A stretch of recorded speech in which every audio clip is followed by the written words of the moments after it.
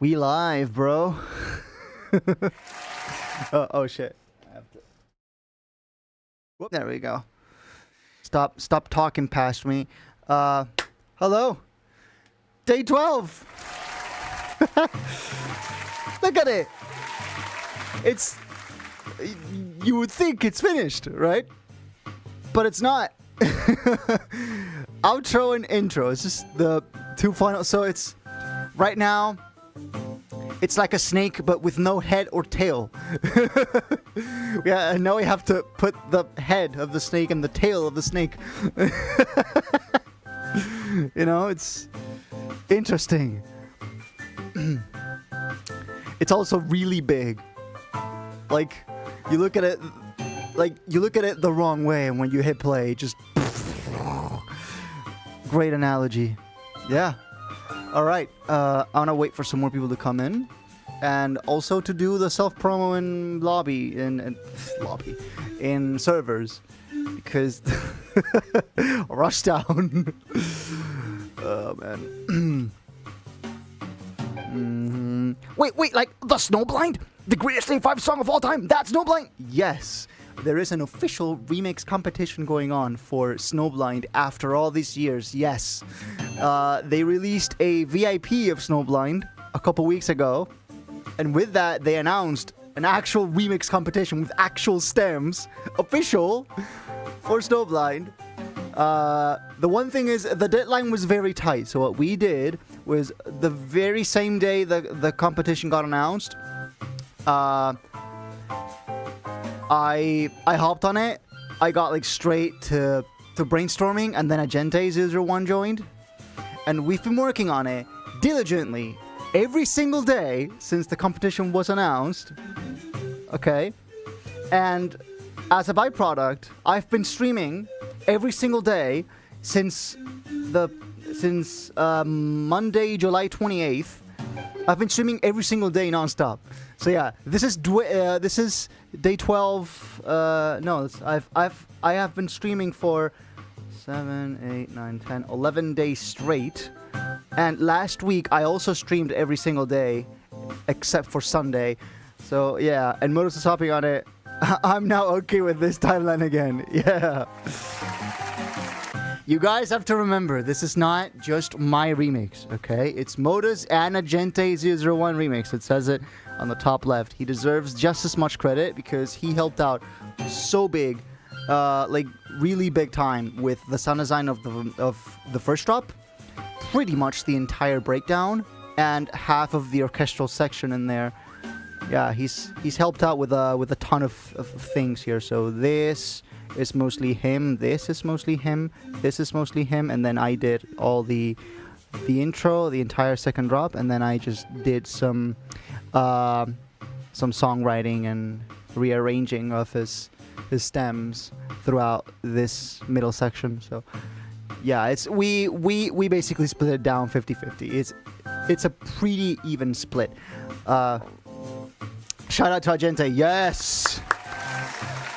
Ooh, I gotta do this. Okay. Ding-dum-ding-dum. Streaming now. Okay, I'll start here. Snowblind Remix Day. Oh boy. Day 12. Checkered flag emoji. Final session before mixing and mastering tomorrow. Yes, sir.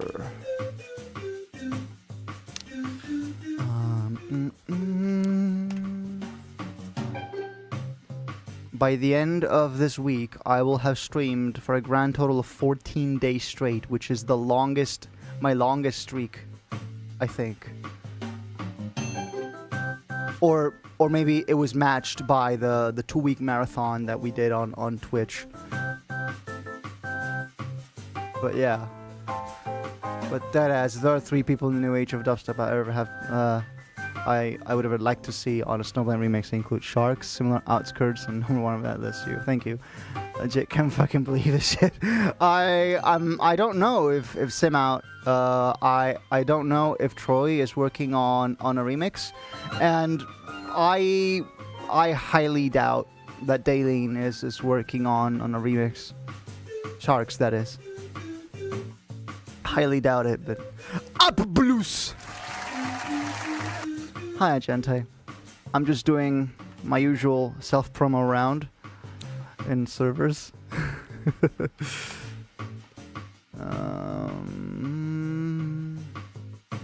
So yeah, I am 80% confident that the outro and the intro will take us less than 3 hours. So our usual stream length is 3 hours, right? So what I'm going to do is, if I finish the outro and the intro before the 3 hour mark, I'm just going to start exporting the stems live. And we can have a little conversation in the meantime, and we can have a Gente join. So we can have like a little impromptu Q&A of sorts while it's exporting stems in the background. I think it's a pretty good idea. Okay, now I have to do the usual self-promo in lobby skit in the Rushdown server.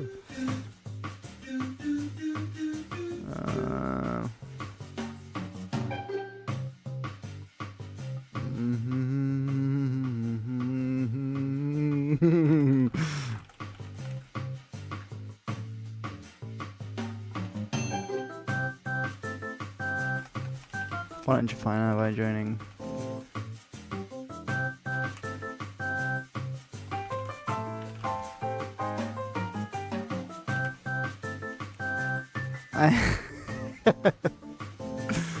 Oh yeah.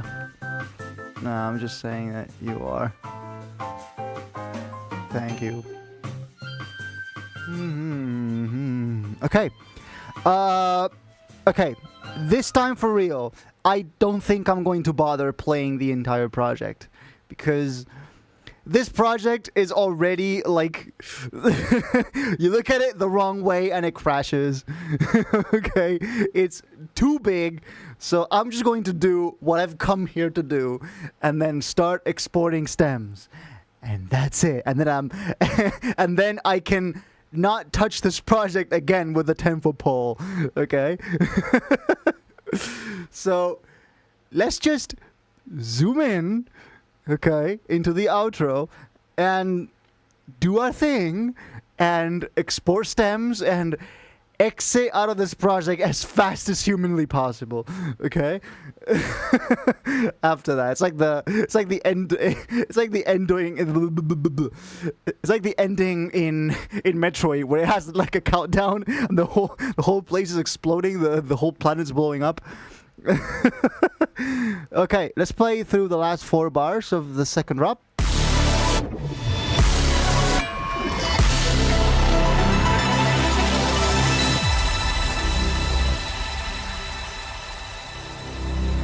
Okay, I'm going to add a few ad-libs here.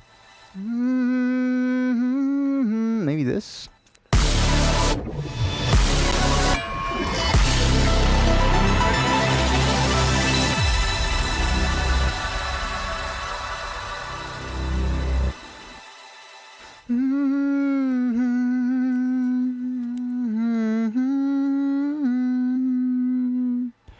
Okay, I think I'm going to go for vocals dry. Does the browser work today? Yes. Okay. Snowblind. Oh boy, that's a long search. Snowblind remix stems. Vocals dry. Yeah, sure.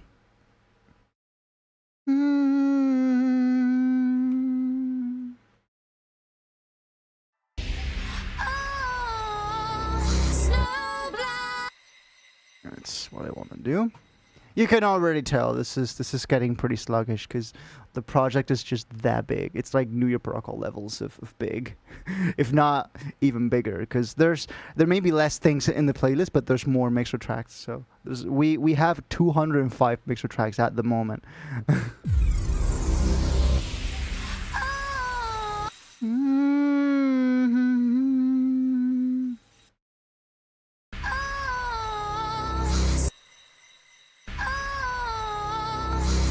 I think I'm going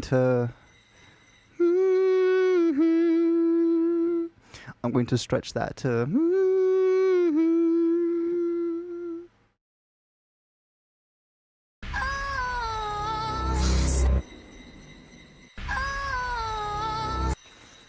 Right now, that sounds really dissonant. Something that wasn't possible until the last major FL update. Yes, exactly.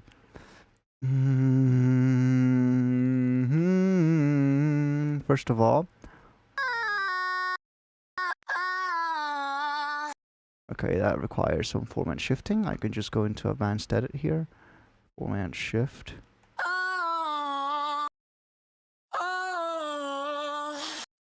Okay, that's really low pitched, Tasha Baxter.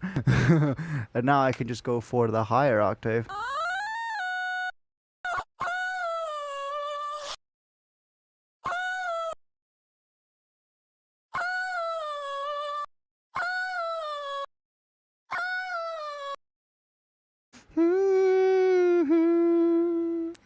That's my plan. I want to stretch this.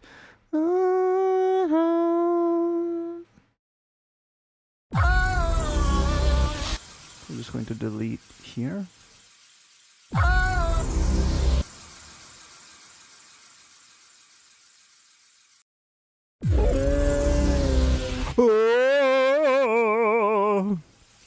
I'm the ogre. I have come for your glasses, Paul. No, not the glasses!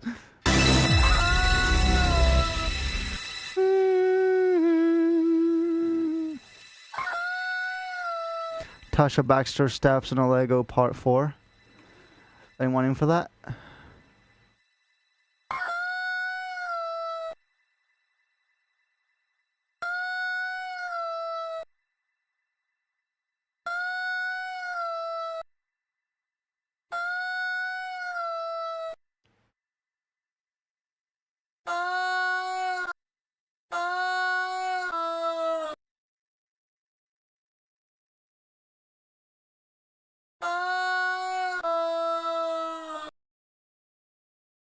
Moo. Hi, Lamina. What's up?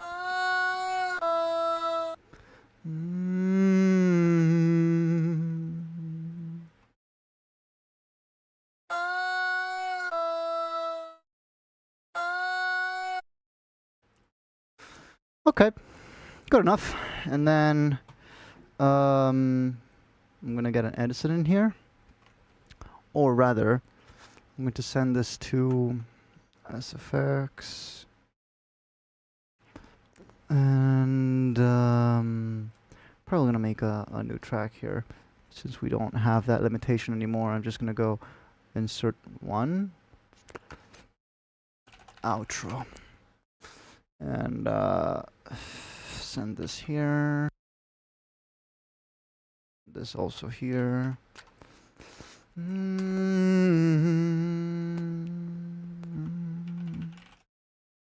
She's a violin now. Not after the reverb, no. Okay. Whoa. There we go. Let's try that.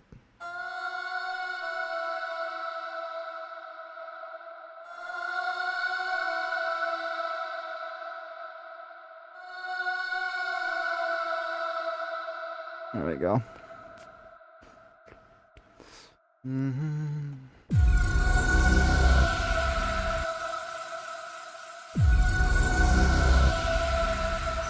That's actually really majestic.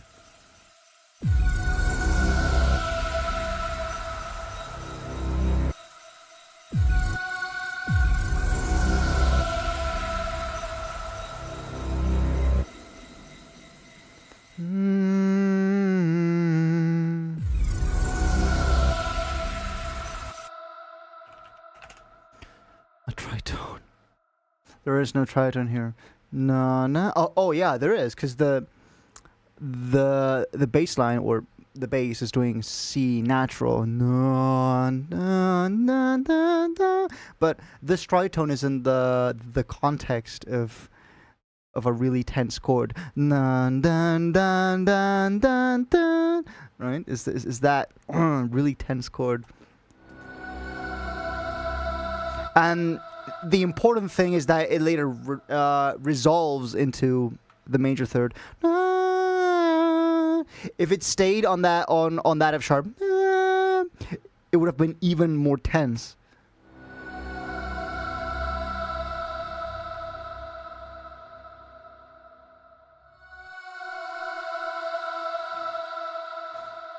These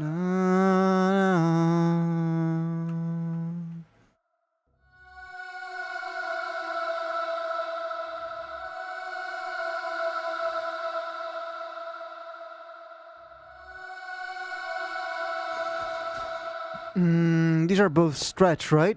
Stretch and stretch. Okay. I just need one. Pitch range set to 1, and then I go link to controller. Okay, this is already linked to controller. And now how about this? Oh, it's the same thing. Okay. Oh, it's linked to nothing. Okay.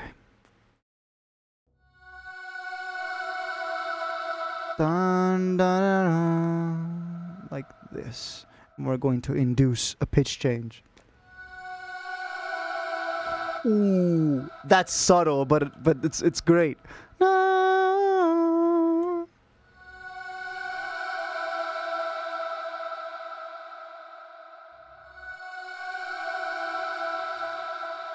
And now you can hear the G, the being reverbed as well, so that's getting added to the blurred texture of the reverb.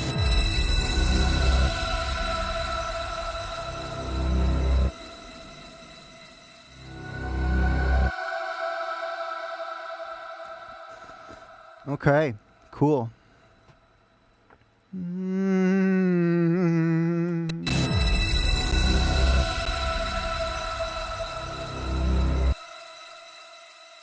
And to these reverb strings, I'm going to add a reverb that's only going to activate in the outro. In its song with its position, and then I go create automation clip, but first I have to select an area here.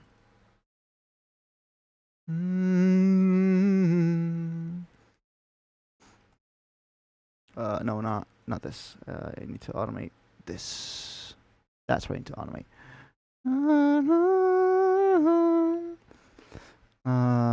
Delete initial value, link to controller, reset.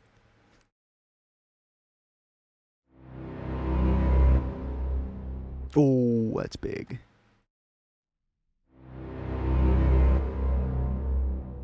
Whoa.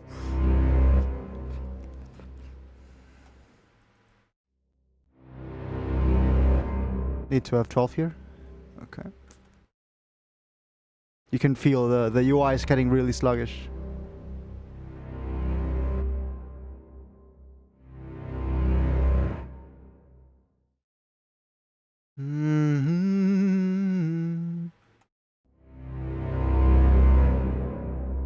Ooh.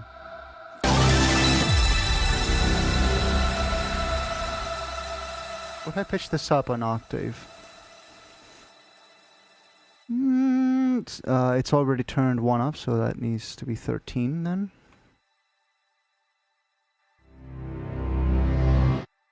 Oh, that's interesting.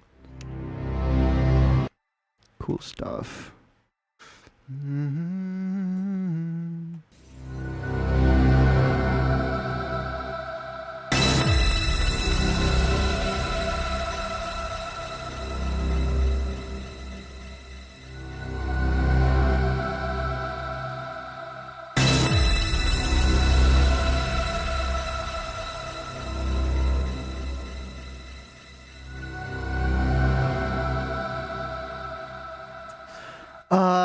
Do we have some sort of ethnic bell instrument type thing, like some sort of like really like mantra type Hindu bell thing? Do you have any ideas, Gente, for that? Like some sort of like really like ethnic bell thing. If there's anything like that, it has to be in the Taco Bell. It has to be in Goliath. Ethnic pitched. Okay. I gotta go bells. That sounds good. Okay, it's too short. How about a kora? Not to be confused with the vocalist kora. Do you have labs? I only have soft piano.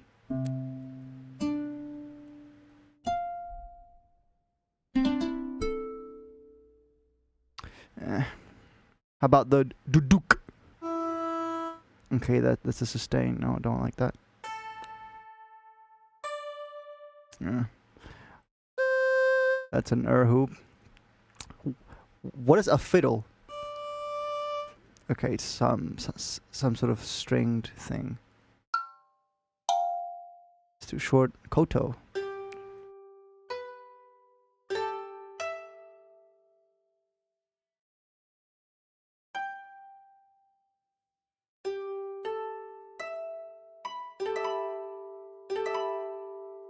Oh, it doesn't reach up to that F sharp.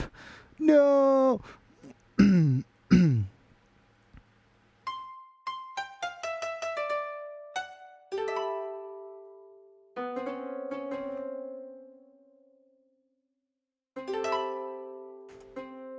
Let's try that.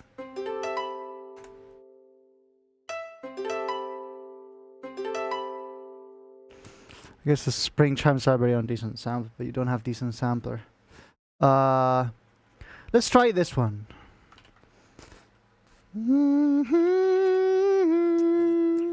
This with a bunch of reverb.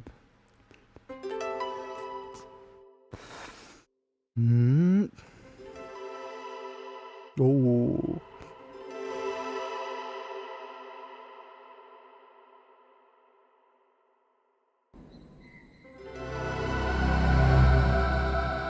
Now, can I go for something that sounds a little bit more snowblind, like more like wintry, more like invernal? Not to be confused with infernal. That's not what I'm talking about. Hi, Jamils, what's up? Shamisen, what is this? Okay, it's that one ethnic pluck. Sitar.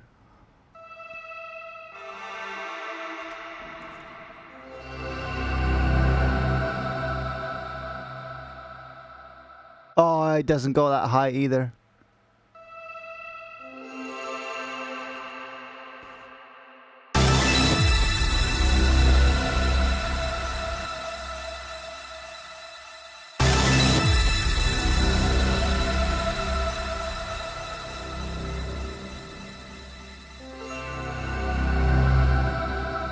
Okay, then I need a secondary instrument to that. I have the sitar.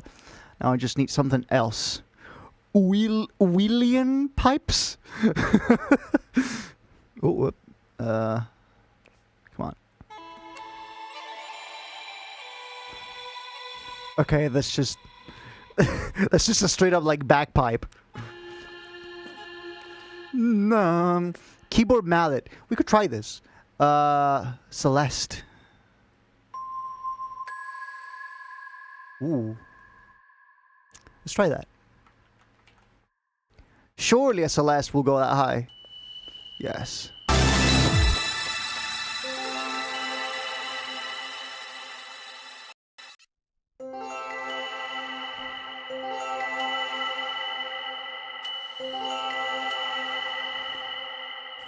Ooh.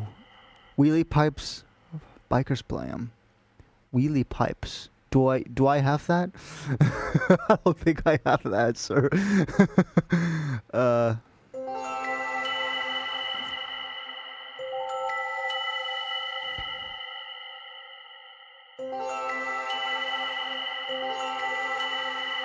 I think I'm just going to go for the Celeste and ditch the sitar. That sounds decidedly snow-like. Snowblind-like. Then I can add that to the list of things that keep delaying and echoing indefinitely until we reach the outro.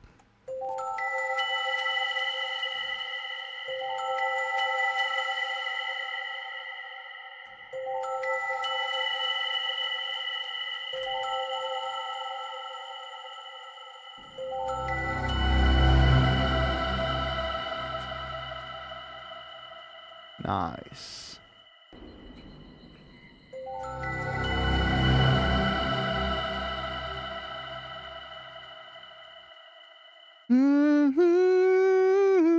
Let's try that.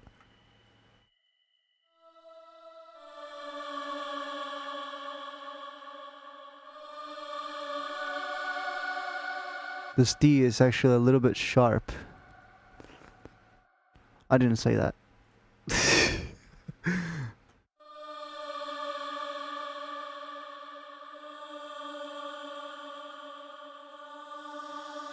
Oh, it's better.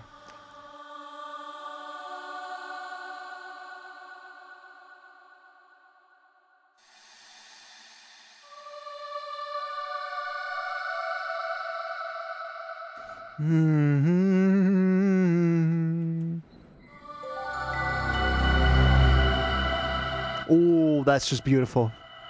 So it's a reprise of Da Right Now, but it's just in the outro with a on a different key. Na, na, na.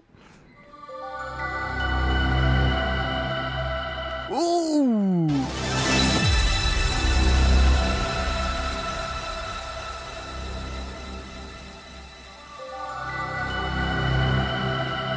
Oh my days. Okay. We need just foley, tons of foley, glass, ice shards, maybe some thunder, even, like, you know, which we are probably also going to use in the intro, like thunder, ice, all that. How about I just search for ice? I'm probably going to get all the boom arcane stuff, like ice casts, ice projectiles, stuff like that. It's just filling glass with ice. Not a fan of that.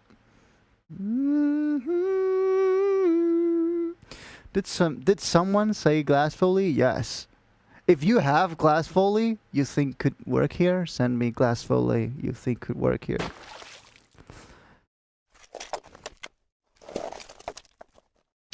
I think I want to go for the boom magic arcane forces stuff.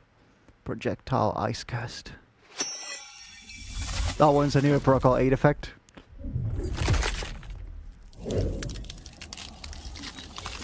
Should look up fighting scenes with ice characters and use the sound effects. That's gonna take a while. And most action movies just use this exact pack, like use a ton of boom library effects. This is what gets used in the movies. So, yeah, I probably have. I probably have a lot of sounds that they use in the movies. I want those like shards thingies. Check Discord. Okay. Let's go for it.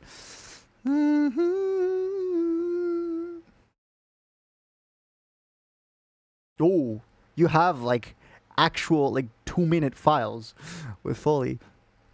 Okay. It seems the way the file name is laid out, this comes from a recorder, doesn't it? This comes from like some kind of like Zoom or Tascam recorder, right? Or maybe I'm just tripping. Like it was just recorded by yours truly. Fucking knew it. I'm a trained sound technician. I know Zooms when I can. I recognize Zooms. Tascam mentioned, yeah. Agente Ice recordings. Glass in a bag. One of them is called, and the other is called ice water. You have like entire like minutes of just glass and ice textures. This is interesting. Okay, they are downloading. Some of them are already downloaded. Let's try that.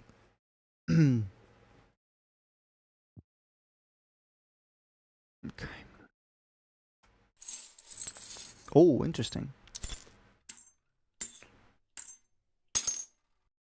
Interesting. What are some of the longer ones you have here? Love this one.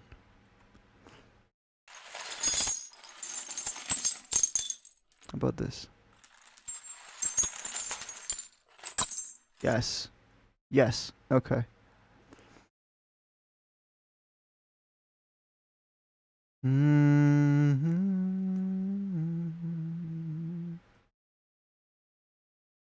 Basically, every time anyone in our household breaks anything with glass, I tell them not to clean it up. The life of a recording artist.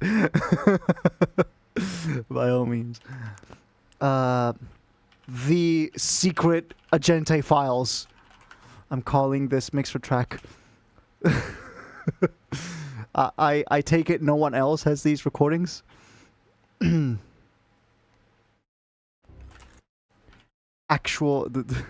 secret Agente files.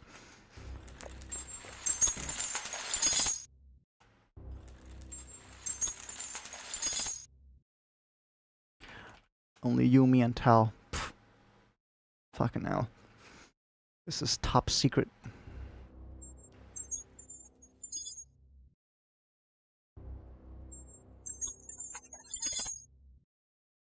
Gotta clean up that rubbish in there.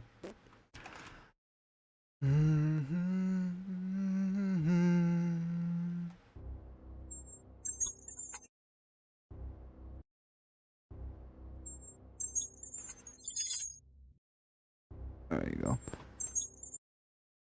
Now for some Lux Verb. Lots of brightness, no diffusion, pretty much, and lots of decay.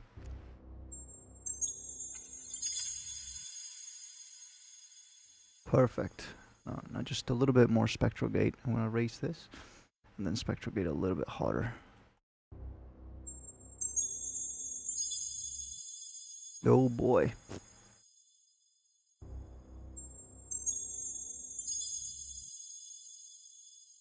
How about some Moodle?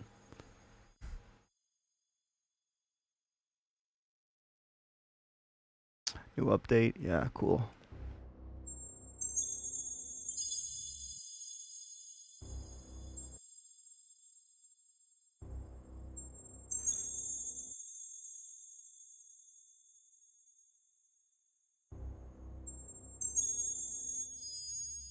Oh, I see. Yeah, it's interesting that I get that. Ooh, okay.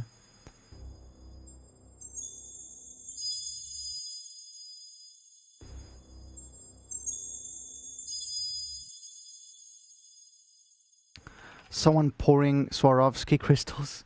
Do they make that noise? Do Swarovski crystals make that noise? Okay, so Moodle and the Edison before the Lux Verb.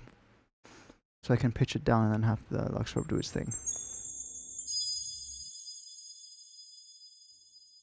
Okay. Beautiful. Top secret damning Agente evidence. Fucking hell. Okay. Here we go.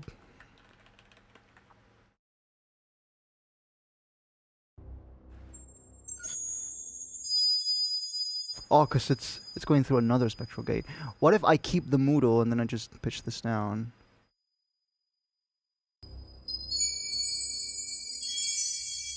Ooh, that sounds like 200 triangles playing at the same time. That's insane.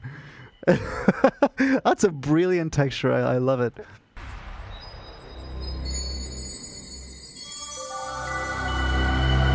Ooh, that tickles your brain.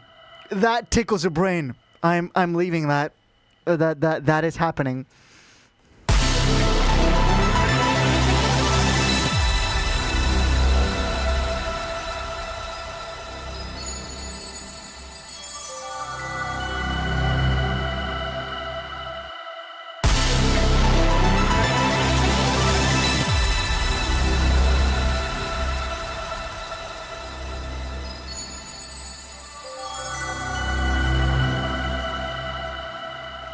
Ooh, boy.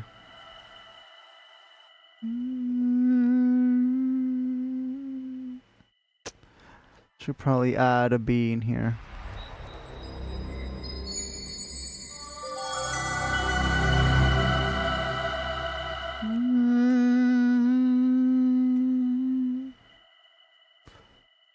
Okay. Now, what instrument do I use to add that final in there. Wow, tutti frutti. It's just an organ.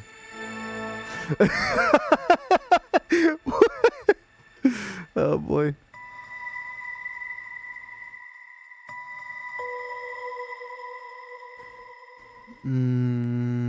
Oh, I know. I have it.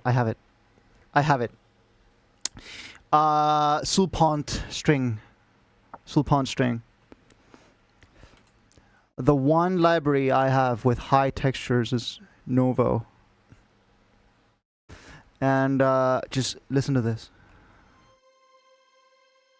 I have to go like this.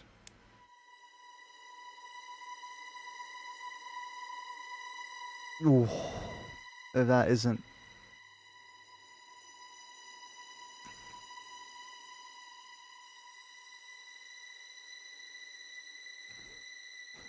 If that isn't. What a texture. Okay, this is the Celeste. Oh shit, I think. I think I actually replaced the Celeste. So I have to bring it back in. Give me a minute. Oh shit, probably gonna get that. Yeah, dude. The high textures, just like all of the more like textury, very quiet, ambient-y, like Matrix-like, because there's a lot of this used in the Matrix. Yeah, and my orchestral composition, it's very inspired by the Matrix. So Don Davis's work. Celeste. Add, and that should be it.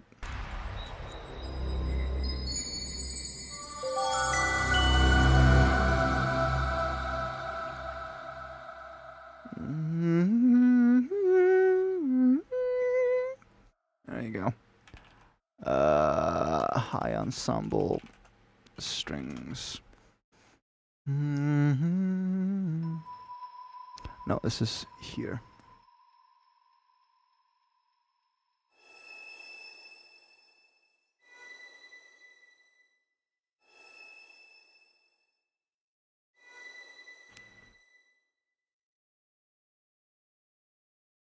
Let's try that.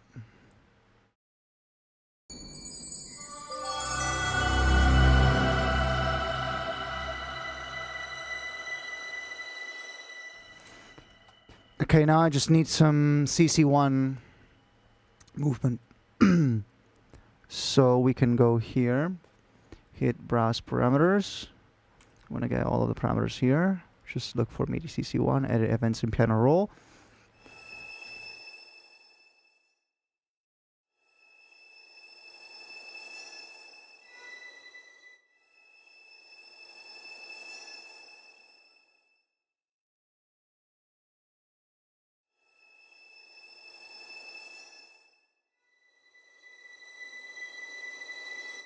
Look at that.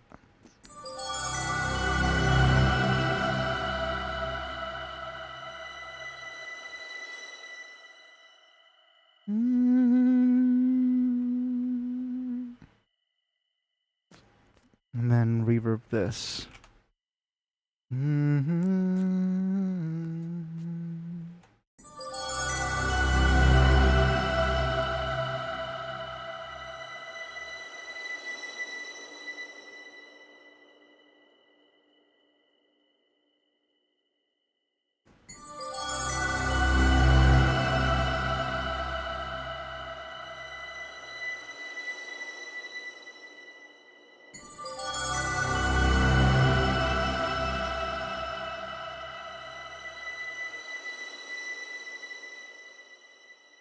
And to really bring out the texture, I have to boost the top end.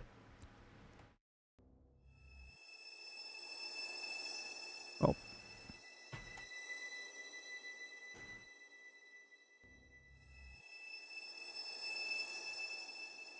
I think a Mysteria would fit in there. Let's try. We got the Sulpont. Let's delete this. Mysteria. If it's multiple voices, probably not. Like, I don't want to make this into like a super... Don't tell me FL crashed with that. Just... Fucking hell. Oh, okay. Thank God. This project is like hanging on for dear life. It's hanging on for dear fucking life. Not that for sure. Not that for sure.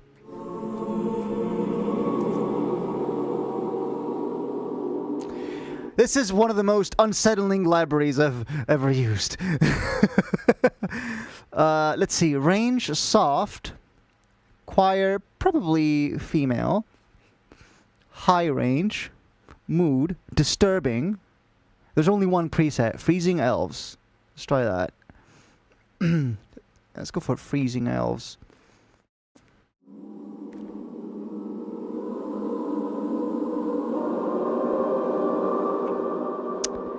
It has to be tonal. Don't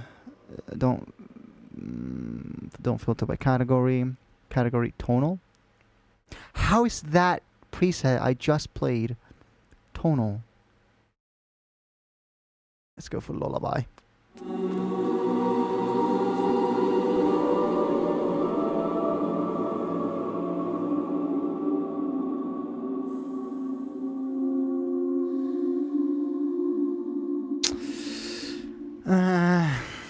I'm not sure. I'm gonna try cycles, okay? I'm gonna try cycles. And please, for the love of God, contact. Please. Please, please, please, please, please. Behave. Please. Presets. Oh my God, you can sense it. You can hear it. Well, not hear it. Motion. Here we go. Okay, it's loading. It's doing it. Oof. I'm going like it's like walking on eggshells.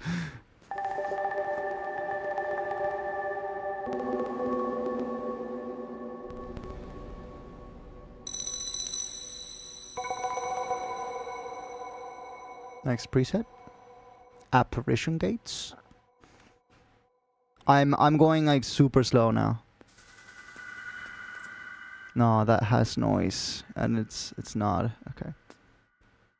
A sign, I think is probably the like most popular one here. Yeah.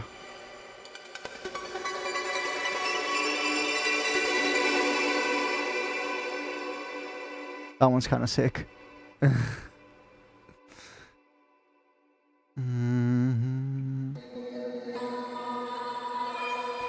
You know what? I think I know about this synth patch called Bok Bok Bok Bok. It says like a single pluck, but it has this really cool texture.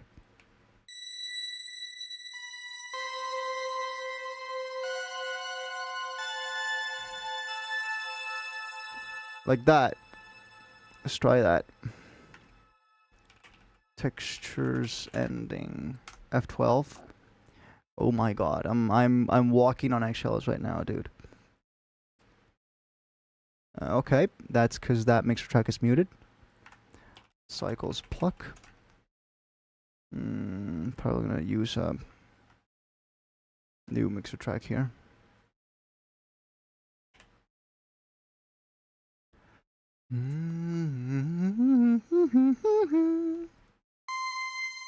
We're all praying for you.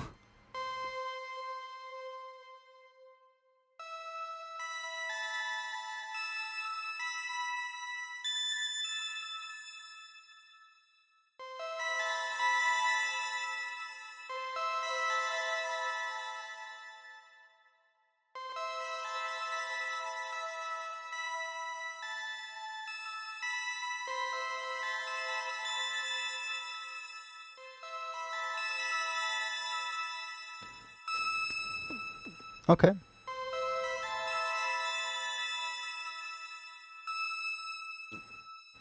Cool. Delay.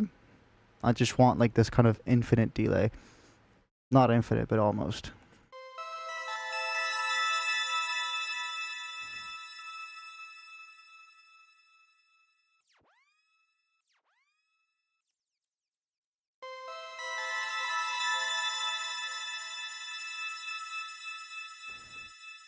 And then a crystallizer.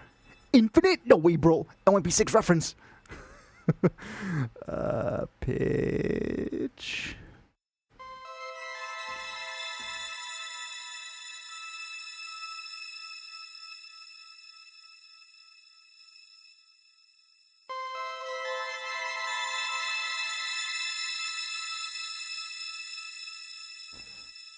Okay.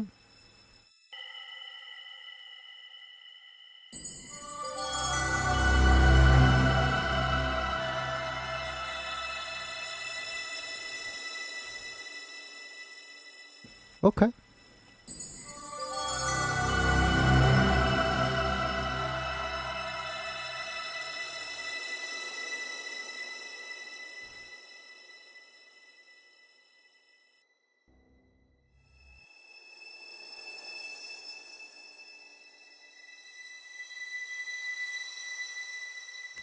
There you go.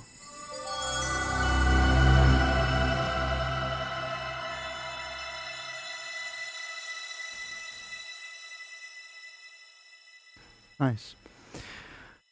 Should I end with a drone?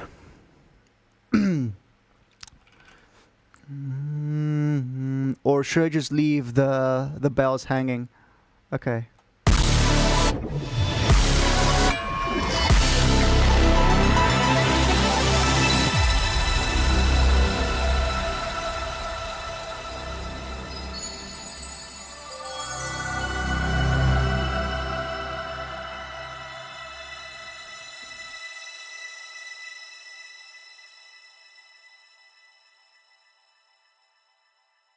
I should delay the entire master here. I should probably add a delay to the entire thing.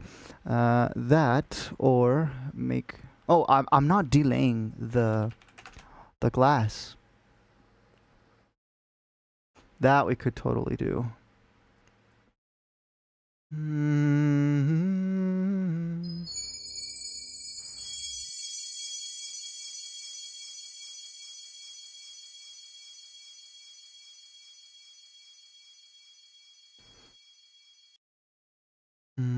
Adding crystallizer to crystals? No way, bro.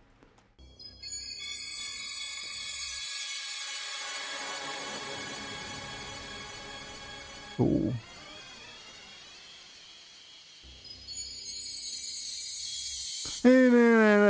Sounds like a chromatic scale. Oh boy.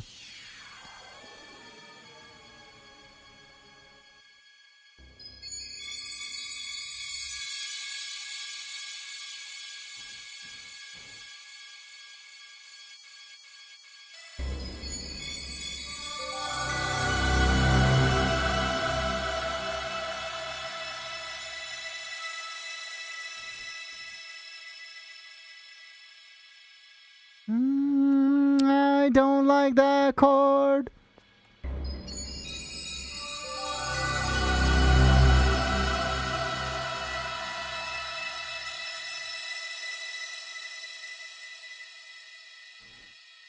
No, don't do the crystallizer, but keep the delay 3.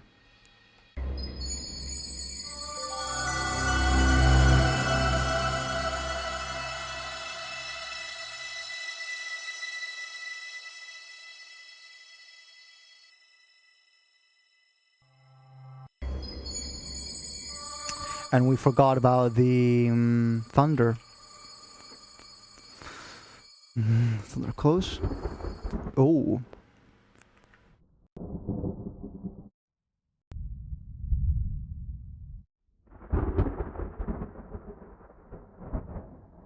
This is actual thunder recordings from Boom Library. Delay? Do I have that plugin? I don't think I have that plugin. If only it wasn't shrouded in rain. Oh. Holy shit.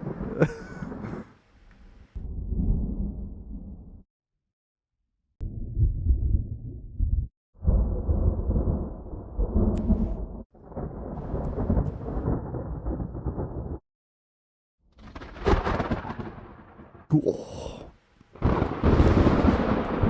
That's a lot of thunder.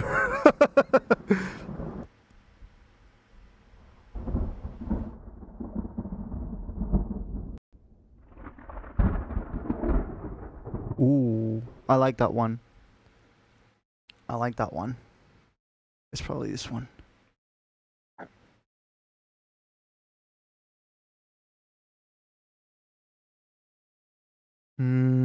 Synth. I just leave it there, why not?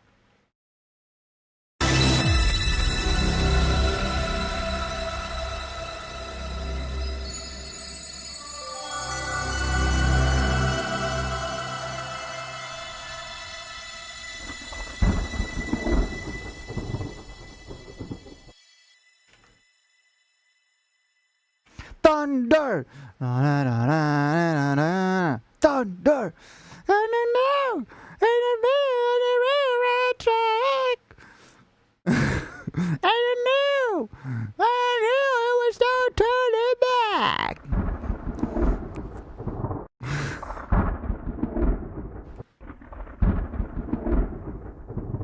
That's just noise. Okay.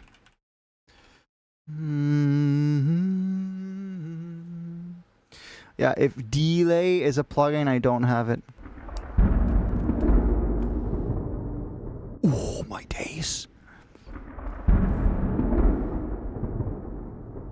Holy shit.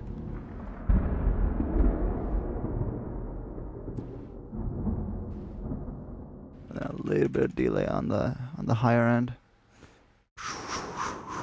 Like that.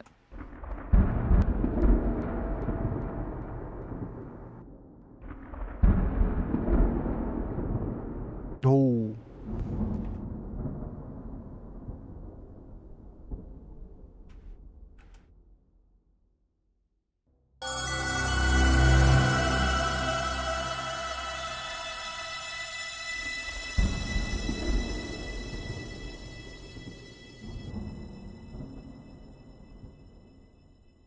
Okay, now snow.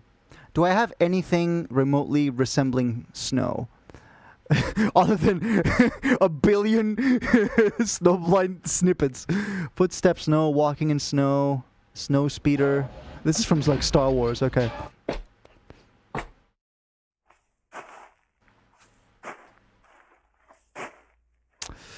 Do I want walking in snow samples?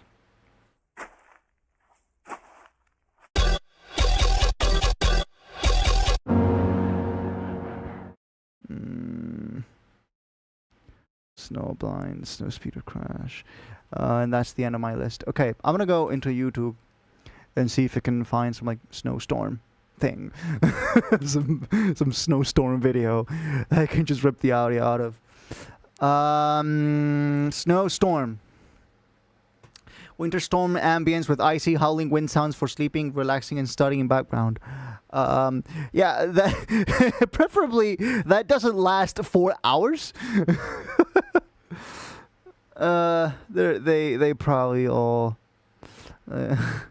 snow background sound effects.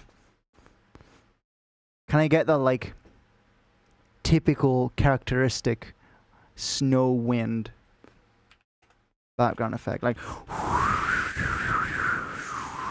that thing? Winter storm, relaxing blizzard sound, heavy winter.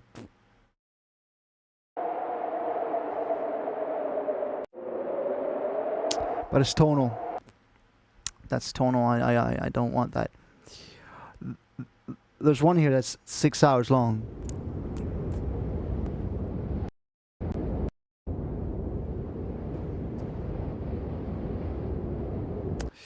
Nope.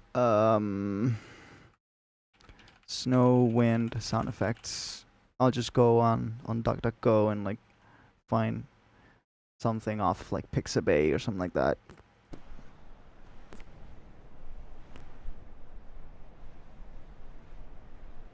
This is really quiet.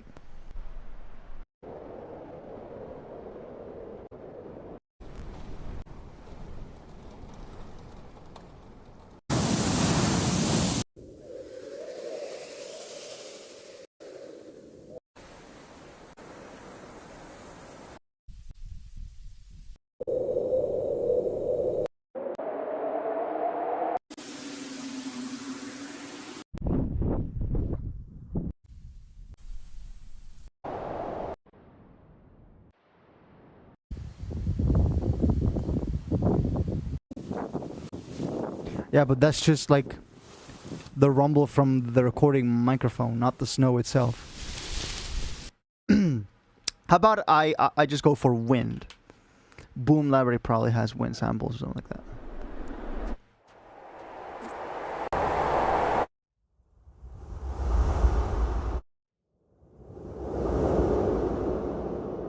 Okay. Eerie wind. Nope.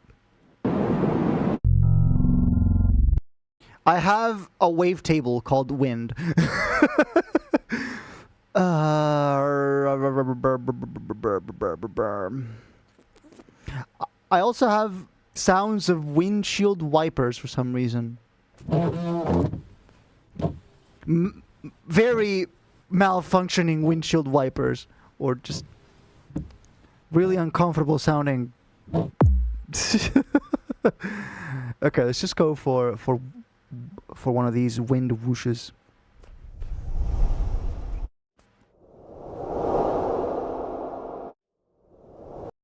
And I'm going to link this to the same mixer track here, and instead of thunder, let's just call this weather.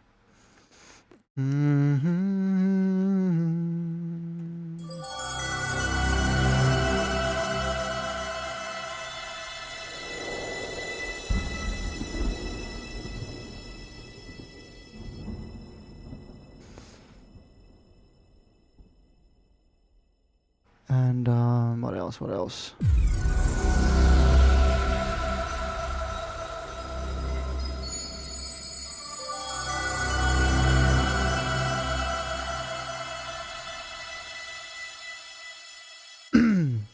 Probably this tour verb is going to have its feedback time extended big time. Time extension! It's like the Daytona USA type. Your time has been extended! Okay, so late feedback, yeah, keep it the same. And then here we just boom.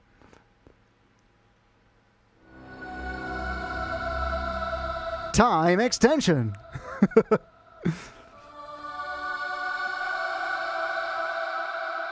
I want more than 10 seconds. I want like big.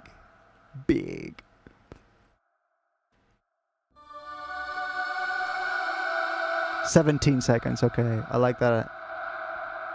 Oh, that goes on for a long time, yeah.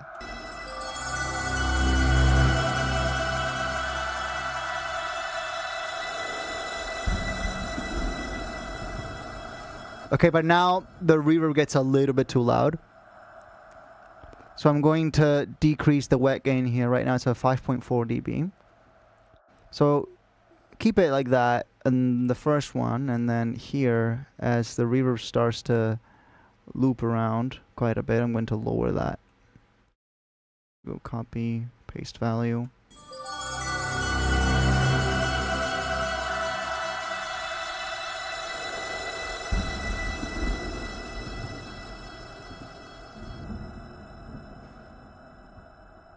And there are some delays that are cutting because of smart disable, but that's going to actually be longer once I export it.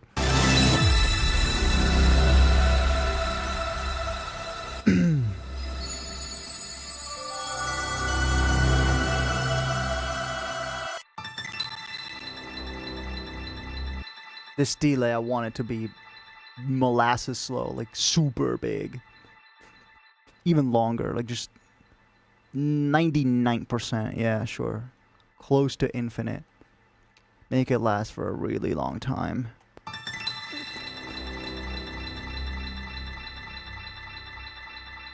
Yeah, like that. Ooh. Oh, yeah. Oh, yeah.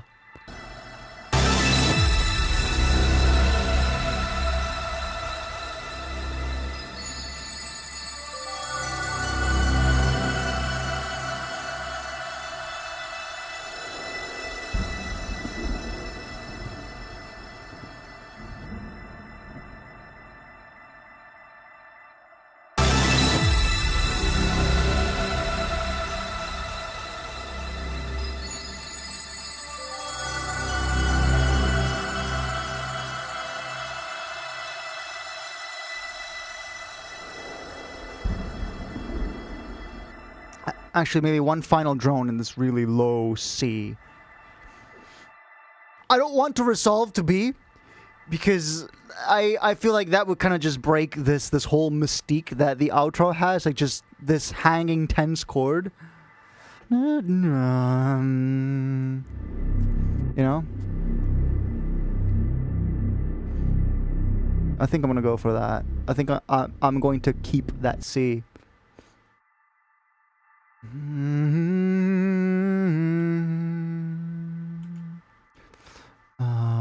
And this could actually go in here.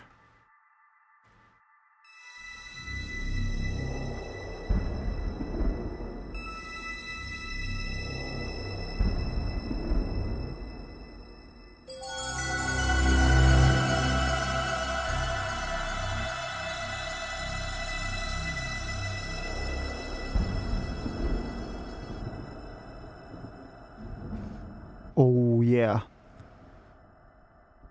Oh yeah. One more time.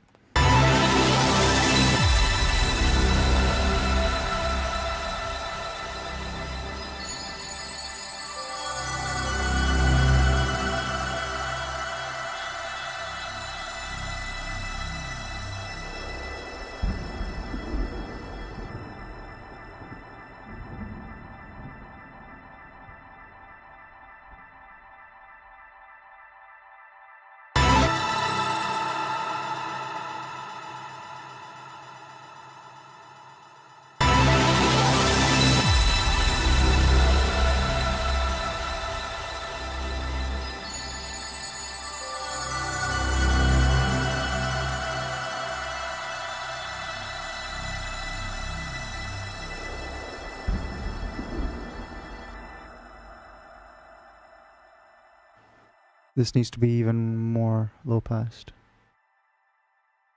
Okay, not that much. Let's see. Oh yeah, like just totally. Really deep.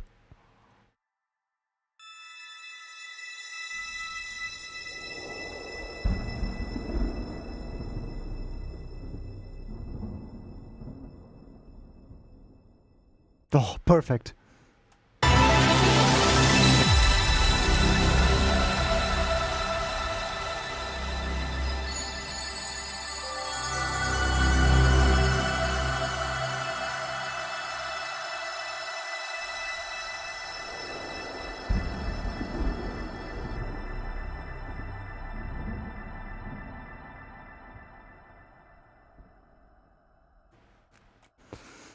Oh boy, this is sick. Okay, we have ourselves an outro.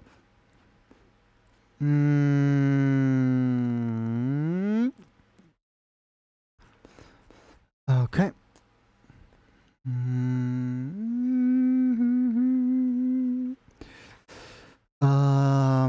And what if we replaced if we replaced the basses with a B instead of a C, and then we recorded all this and we reversed it, we would essentially get the intro.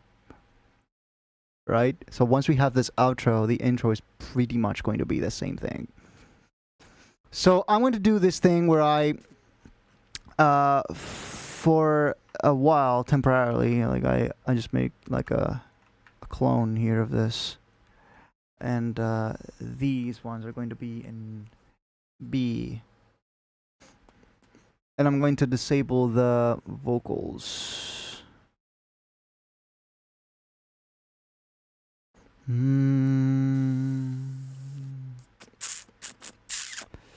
Like this. I'm going to turn this off. And this is already unique, is it? Yep. And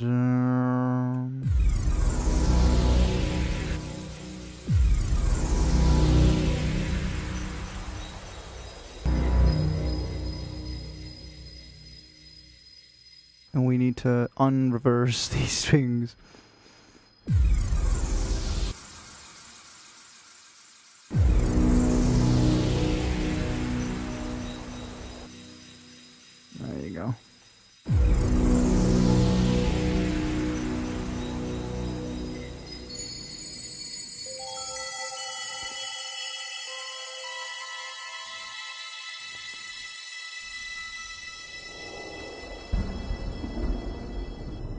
gonna mute this as well.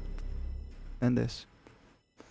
And I'm going to just make a variation of this. That's in B instead of C for the intro. So we're just gonna go.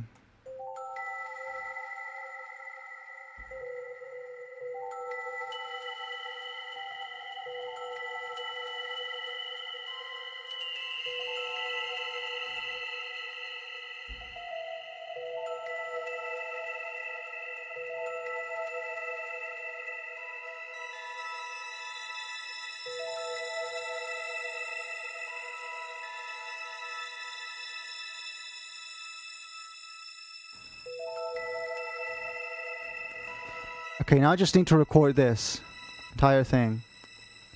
Save for the impact. So just go here, solo instruments. And put an Edison here. On Excel, we are just 20 minutes away from finishing this the SNOWBLIND remix. That's how close we are.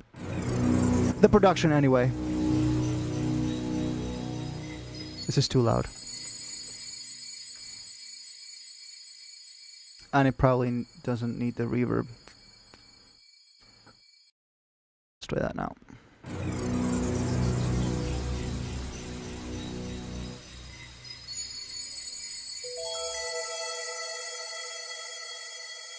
Why is that not as consonant as I thought it was going to be?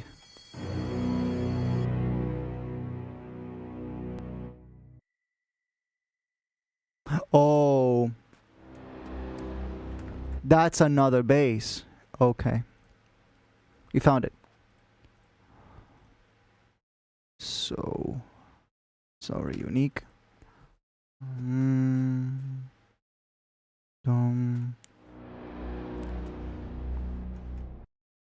Okay. Back to Edison.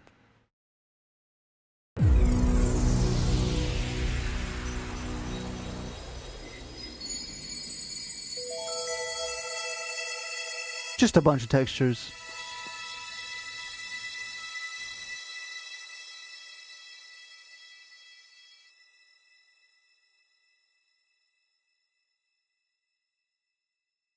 Wait till the end. Okay. Now, I go here, and I put that there. And before I get to that, I'm going to get things back to how they were, okay?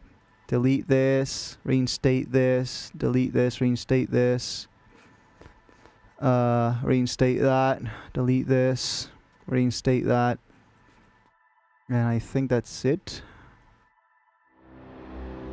Yeah. Oh, and the vocals. Shift Alt M.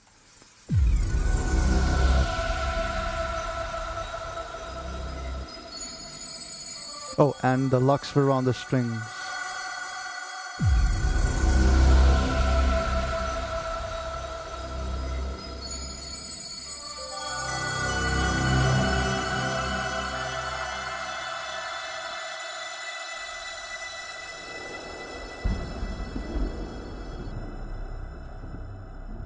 Oh, beautiful.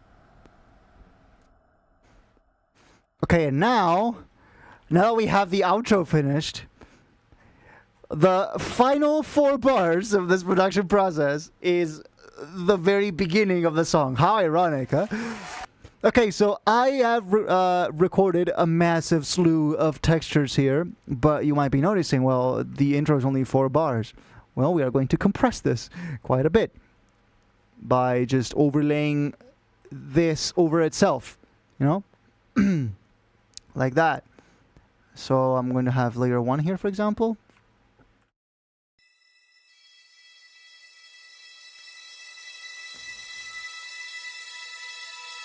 That's layer 1. And then we overlay it with itself again. Like that.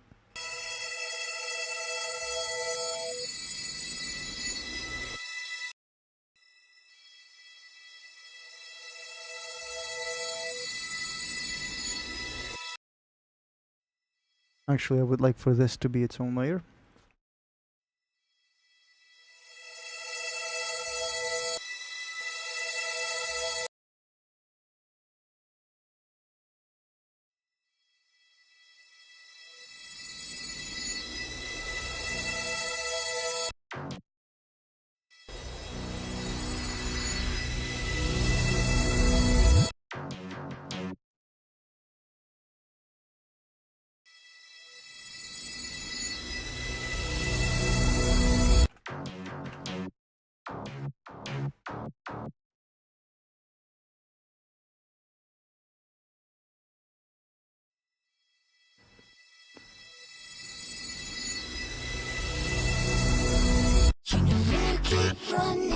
but your legs are standing still.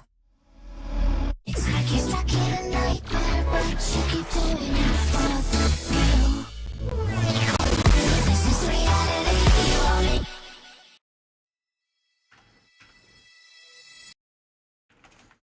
We're going to add a couple things to this.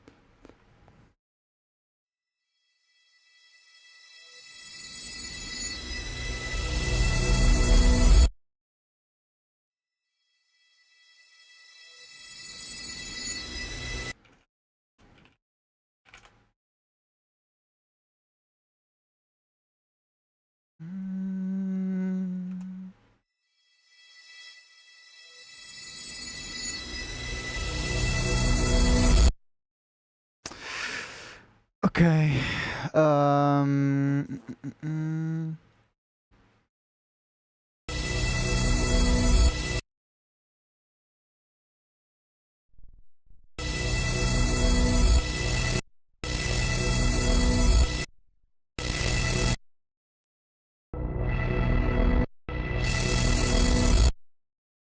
Okay, so maybe I'm gonna try and make a patcher where I split the low end and it's just the low end getting distorted. I think I'm gonna do that. So add plugin frequency splitter. And I'm going to enable all the outputs. Activate all. Just, you're not seeing this, but it's okay. Low, mid, high. Actually, all I need is 2 bands. So just send the high to 2. Set the crossover to like 150. That'll do. And then send the low end. Right, this is the low end. Yeah, that's the low end. And this is the everything else. So that goes directly to FL. And the low end is going to go through an instance of Destructor. Let's see if that yields me the result I want. Let's try.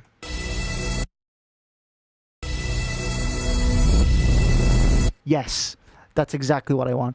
Okay, so I'm going to go inputs parameters. This is module 1, what's it called? Preamp, okay. Inputs, parameters, module 1 preamp.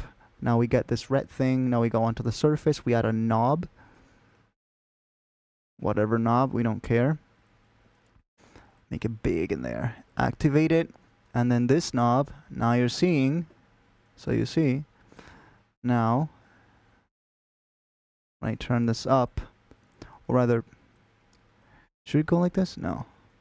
Should go like this. Okay, so this should be linked to preamp now. But it's not working. I'm not getting it. Okay, so should I change something here? Inputs parameters. Module 1. Wait, folder. Oh, it's module 1 Harmor Classic because I have it set to Harmor Classic mode. So it treats each individual distortion module as its own list of parameters. Okay, now that works, but that is a bizarre way to program in the parameters. Each, like when you go into Destructor, where is my Destructor here? Where's the last Destructor I added? Anyway, apparently, according to Patcher, the preamp knob that appears here when you are on Harmor Classic mode is not the same knob as when you change modes. This is a different preamp parameter now, according to Patcher. So it's not using the same parameter for all of the modes. It's being very redundant about it, but I kind of get it now because there are some styles of distortion that don't share the same parameters. So I kind of get it now. But yeah, it's just bizarre.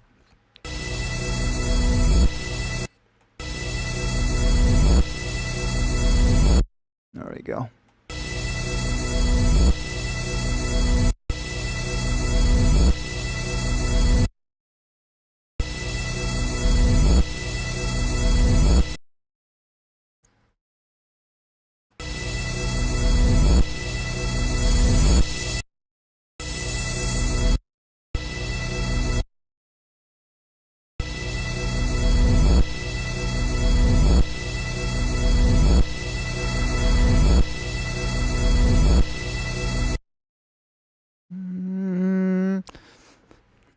And then I'm going to add a vocal ad-lib that just goes reverse.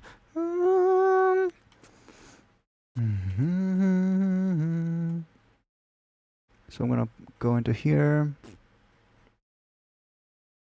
I'm gonna go into the vocal bus here. The tracks routing. No, don't do that. Okay, that's route to the master, is it? Yeah, okay, cool. Now just go here and insert a total verb.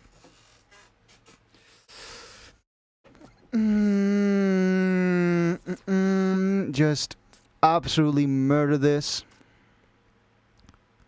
Maybe not that long, but yeah.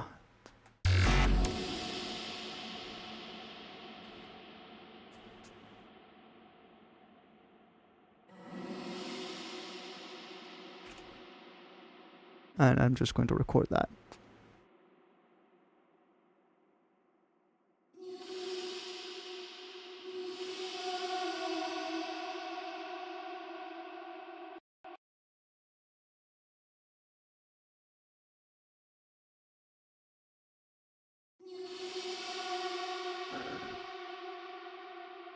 That's good. Just leave it going for a while. Okay. We got a little over 4 bars. You can now reverse this. And just go like that. I'm going to save because, by golly, please. Please.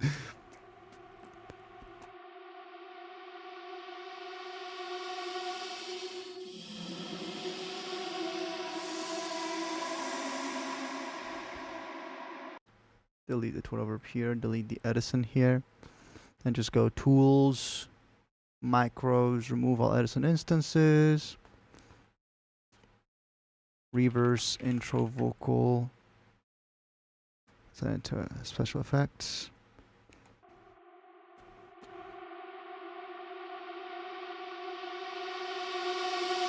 You know when you keep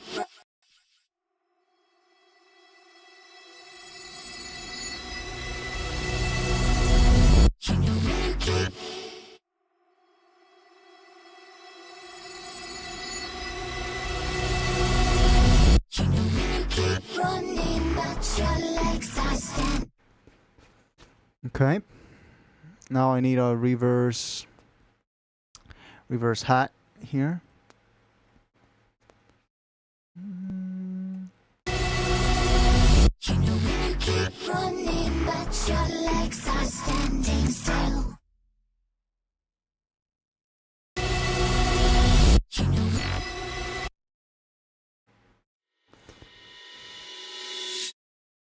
And then probably a reverse crash from later on in the track as well. Here, this one. Okay.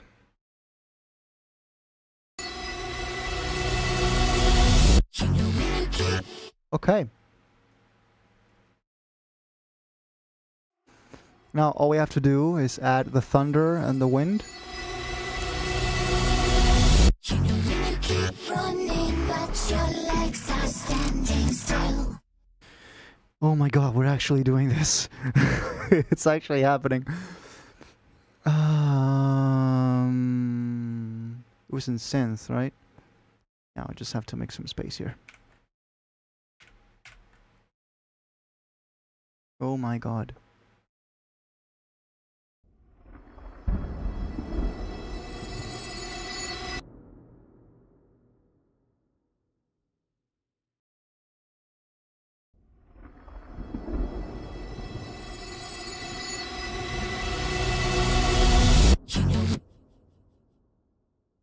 Oh my god.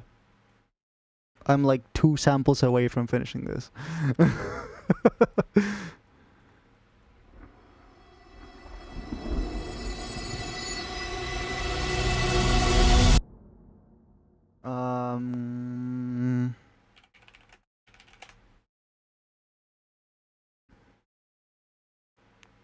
Add a reverse kick. I already kinda have that motion here. Here. See that? That like low end motion there? I kind of already have that.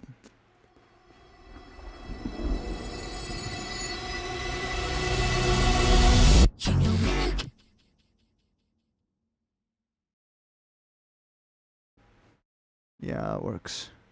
Create automation clip. What a momentous occasion, guys. You're watching for the first time ever. Well, no, not for the first time ever, but for the first time in like 6 to 7 years, you've witnessed Modus finishing a track live. This is rare. Like this is really rare. I never finish stuff on camera except this one special occasion.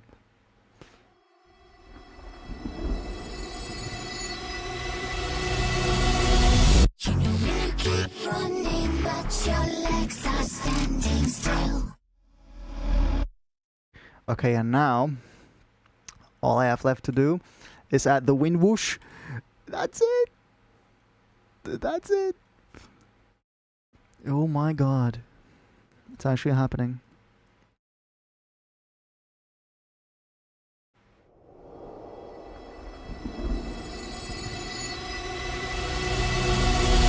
You know when you keep running, but your legs are standing still.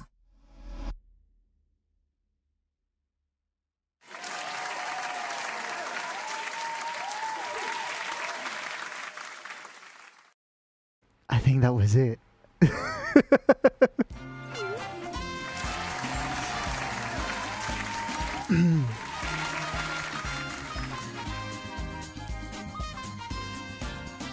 Absolute cinnamon.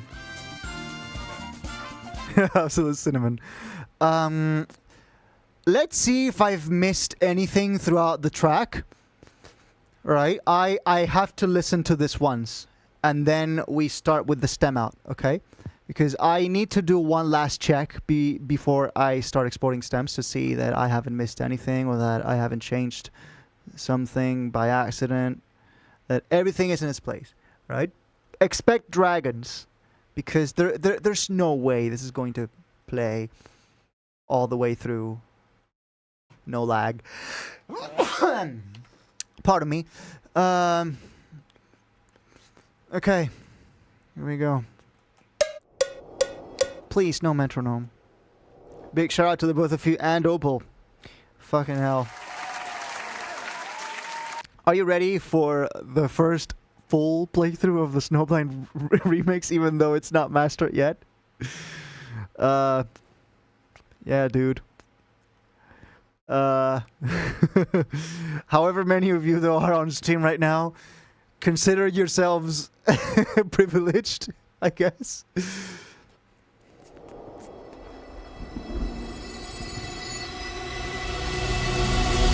You know when you keep running, but your legs are standing still. Hi Suma, we just finished it. It's like you're stuck in a nightmare, but you keep doing it for the thrill.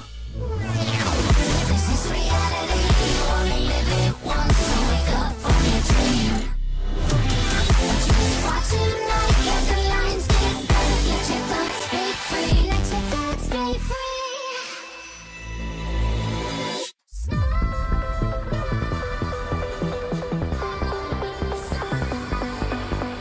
One last F12.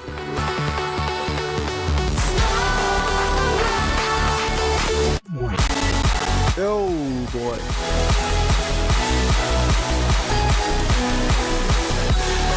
Okay, no going hard. I need to listen.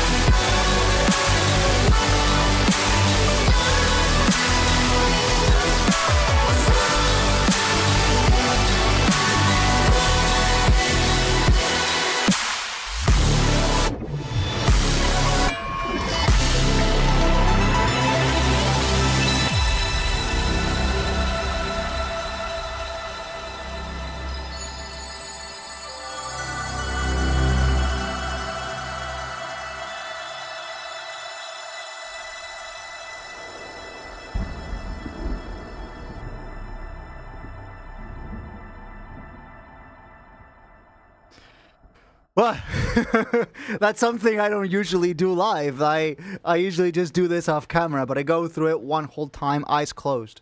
By not having any visual feedback, my brain gets to concentrate fully on the music. So I just go like one full pass with eyes closed. I think it's ready for Stemout. I think it's ready for Stemout. Oh boy, it's happening. Oh my god. All right, let's set it up. All right, so to set up 4 stems, I basically have to do nothing because I've already done it. I've already done all of the color coding. I've already done all of the locking down the mixer tracks so that when I solo one track, all these automations stay on, which is what I need, right? The same goes for the vocals. So I just need to go make the time selection, which is already there. And then just go one by one the buses that I want to export. So I'm going to export dry, then warped, then morphed, then cybernetic, then sound effects, all of them with all of the automation channels turned on, and then the same thing goes for the instruments. All right, so let's start. Let's just go Control R. We're going to export the dry vocals first.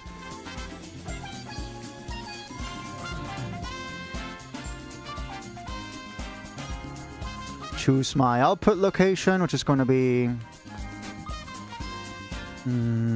Remasters, Snowblind, Remix, Mixing Stems.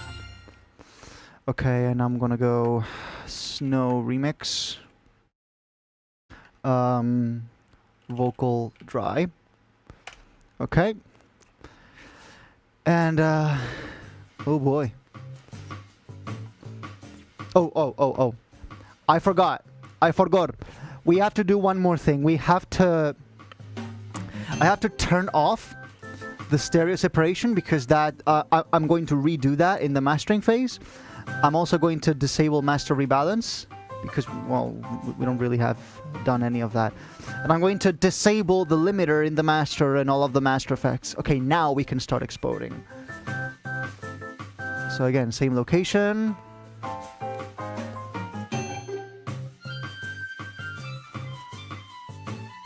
Remasters. Snowblind Remix Mixing Stems. Snow Remix. Vocal. Dry. What if you just load up an Edison on every mixing track and then just play the song again? That will mean the Edison will render at the quality settings I have set for real-time playback, not for actual rendering. Whenever I render it, it's going to render at way higher quality. The reason? Well, first of all, there will be no smart disable on the renders, so if there's a very long delay, it won't get cut off all of a sudden. But then there's also this setting. So now you're seeing the render dialog, okay? This setting here, quality resampling, I have it set to 32 for real-time playback, but 512, aka the maximum playlist resolution possible. Can't you up the real-time settings? Yeah, but that's going to lag. That's going to make the CPU meter go kaboom. Even more if I disable smart disable, if I turn off smart disable.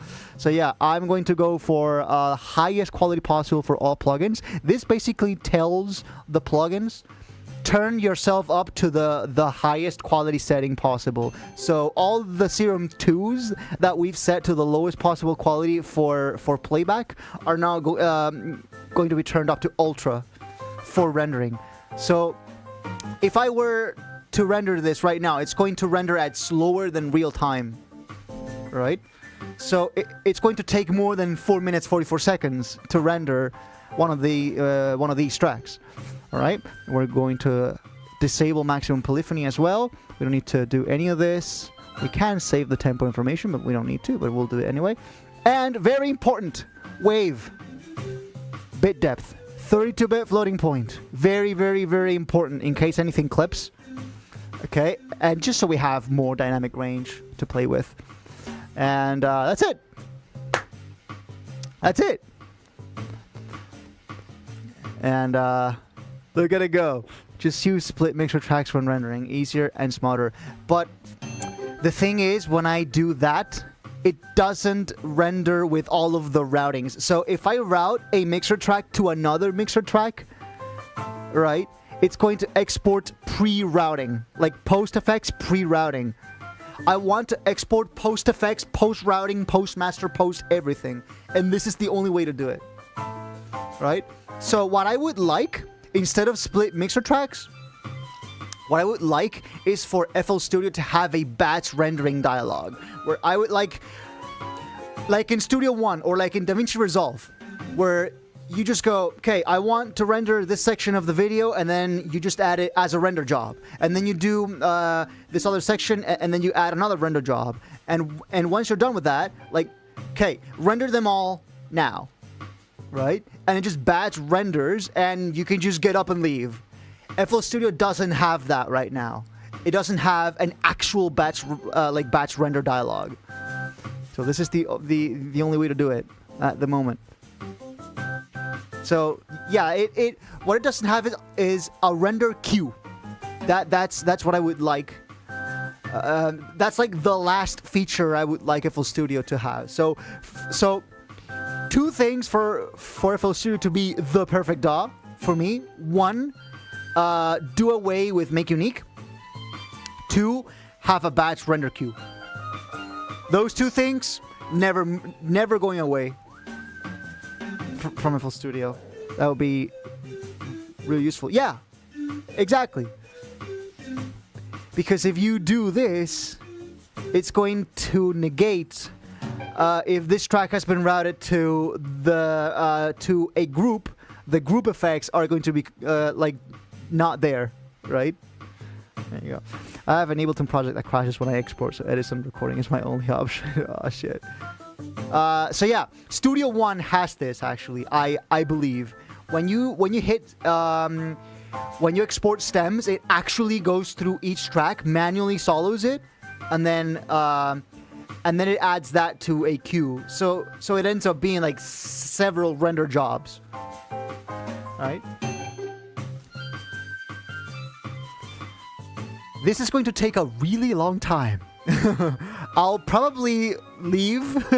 I'll probably stop the stream after the 3 hours are up, and this still won't be done. So, yeah. How about that? I'm going to do one thing here. I'm going to go into my webcam layout. So, yeah, because we don't need this anymore. And we can just talk over there and just like leave this window on like a corner in there, so you guys see what's happening, right? I think I'm going to do that. I guess we're gonna chat. Yes, we are chatting. Q&A, anyone? Oh, I got the background lights. Just there you go. Thursday chill moment. Thursday chill moment. I guess it's happening. It's happening. Okay, so I just gotta go into studio mode here and fetch the pop-up capture. No, copy and paste reference. There you go. Now you can see in real time what FL Studio is doing. So, are we having a Thursday chill session? Thursday chill in preparation for Friday intense mixing and mastering session. Yes. The first part of the mixing and mastering session will be on speakers. I will, like, for the first time, I think, ever on stream, I will use speakers. Bro, invite me. Ah, yes. Here we go. Let's call Agente. Oh, and that's the first stem done. We need the guest audio here. Hello, hello. Yo. Agente is here. We are done, dude. Yo, it's right. We're done. Yo. I feel super stoned. Why?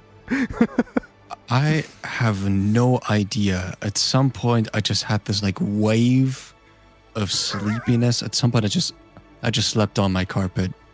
You just slept on your carpet? Yeah, because it's comfy. Okay. Okay, I don't know why that happened though. we're on Snowblind Remix Vocal Warped. That's stem number 2. Progress bar Fantastic. go up. That means good. Is good. How many stems are Oh, there in yes. total? I won't know until I'm done, because there are some tracks that I will be exporting in groups. So the dry vocal track is actually 2 tracks in the FL playlist, but it's going to be 1 stem. So there are going to be, yeah, it's just I won't know the exact stem count until I'm actually done exporting. All right, it's probably gonna be more than 100, I guess. More than 100. I think it's going to be more like 50. 50, really? 40 to 50, yeah. Okay. Okay. Alright. Agnete is in the house. Bro, the thing that I wanted to tell you yesterday, because I don't know if you caught one of that, Minimeter's No. got an update. 1.0? 1.0.6 at the moment. What? It's How? currently- What? So like it gets updated currently every single being day, or like updated. It gets updated every single day at the moment to squash any bugs. holy shit! Like that last Direct week, may have. last week I did the update to 1.0, and then the same morning I downloaded the 1.0 update. It was already like, oh, 1.0.1 is out. Like, what the fuck? Yeah. You know, Direct is currently trying to squash as many bugs as possible that pop up, right? And that's why That's he's good. updating it daily, which is really cool. That's good. That is really Does cool, but yeah, I like that. Minimeter have bugs? Well, the way that I use it, it wouldn't. I wouldn't see many bugs. I mean, yeah, it does have bugs. Like sometimes the background blur, it has a background blur now, Oh. doesn't work, for example, or the previous like themes from like the pre 1.0 version are just gone. In my Oh. case, Okay. I had to recreate them. What else was there? I think wasn't there like a bug with like resizing Minimeters itself? It wouldn't People can like listen. like remember the size of the window or something. Hang on, I'm not too sure about that. Just I already, Yeah, I already don't. forgot like the change logs. the price is up now. Yeah, but like there's probably like double the features, so the price rise is probably justified. Although not gonna lie, if you paid for the early version, that was just $10. You still get the update for free. Like I got the 1.0 update for free, so that's sick. that is pretty cool. I mean, and it's not double the features as far as I know. I mean, you get we got a VU meter now, which is really cool. Yeah. We got a quad VU, where you have the Oh, yeah. spectrum analyzer, waveform, and stereo meter. I probably you won't be got using square that. I probably won't be using that, but Neither, still. to be honest. But it's nice to have. And then other feature is every single meter is now a VST3 as well. Ooh. Oh And yeah, you can I also- saw that. I saw that. And you can now finally like pop out every single meter, right? Yeah. And pin it. So you can have your own like layout. Like you can have the spectrogram to your right, the waveform at the very bottom. So the like rain meters, spectrogram at the basically. top.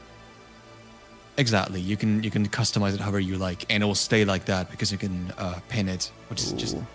it's cool. Okay. It's cool. Third stem, vocal morphed. This one is a single playlist track, so one playlist track, one stem. It's gonna appear on the screen soon. There you go. And start. I have to check in the meantime that all the stems are are exporting correctly. Because if not, I'm going to have to repeat this exact same process tonight. Off camera. Okay, so That's supposed to check. yeah, I'm gonna check right now. But yeah. But not gonna lie, the idea of like having like a queue, a render queue, is actually a pretty good one. Yeah, I know.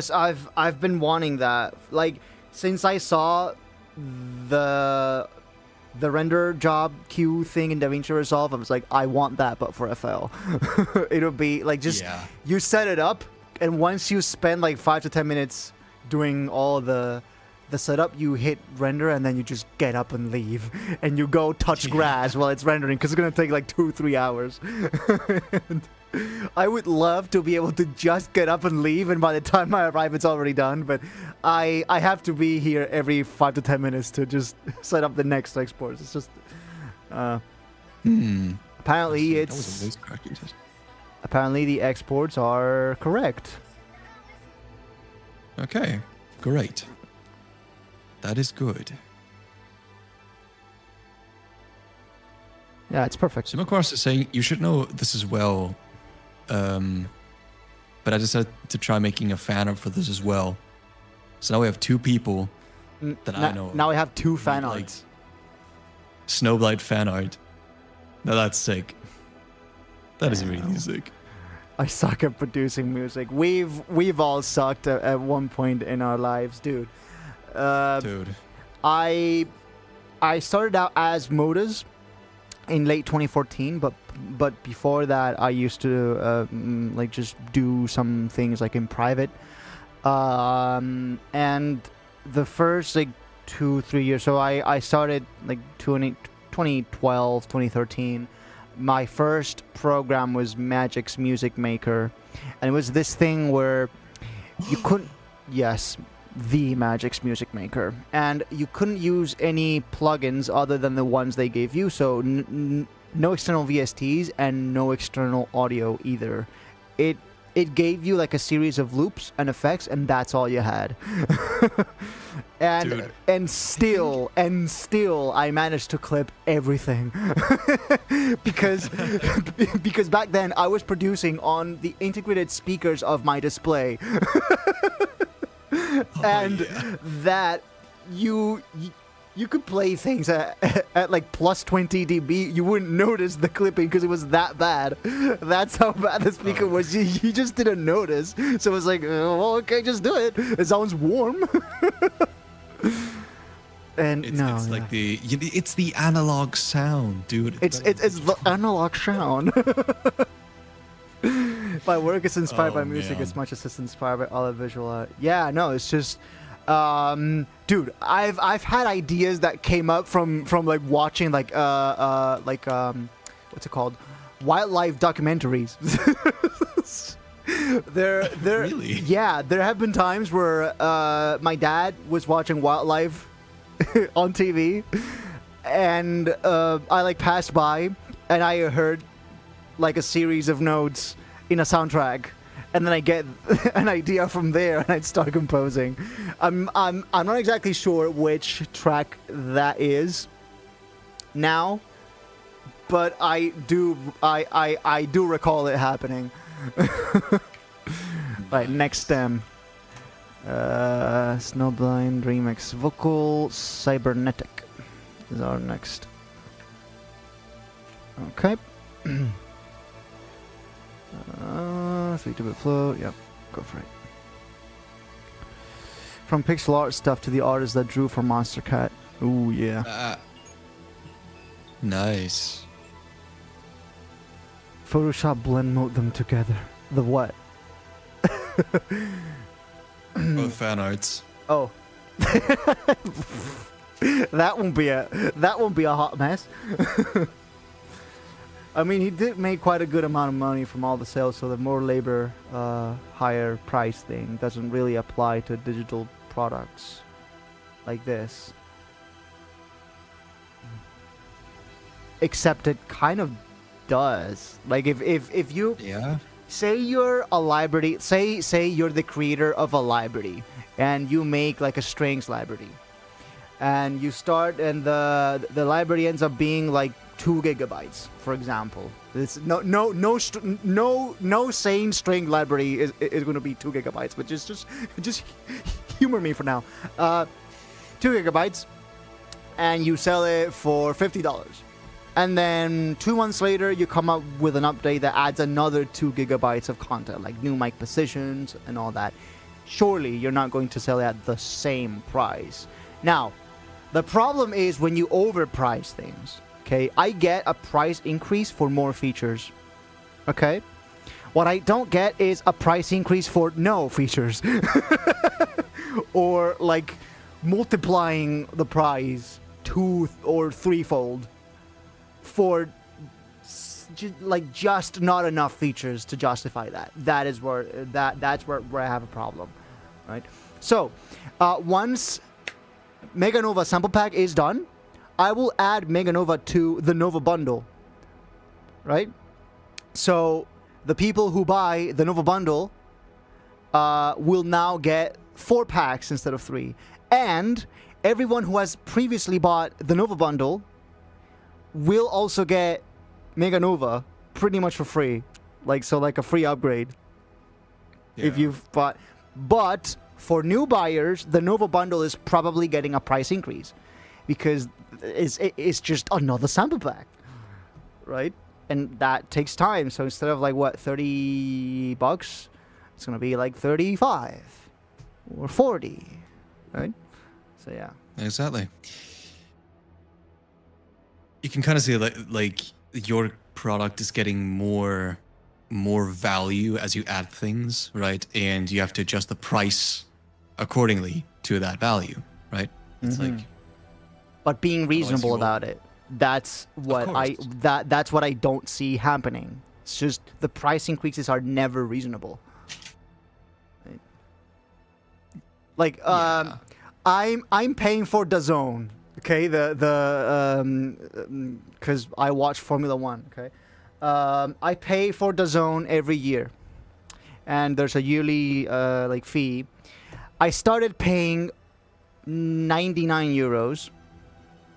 And right now, last year I paid 220 a year. 200? What the? 200? Yes, the price has more than doubled since the first year I paid for DAZN. I have not noticed a significant amount of content. Like yes, yes, there are more licenses, there are more sports.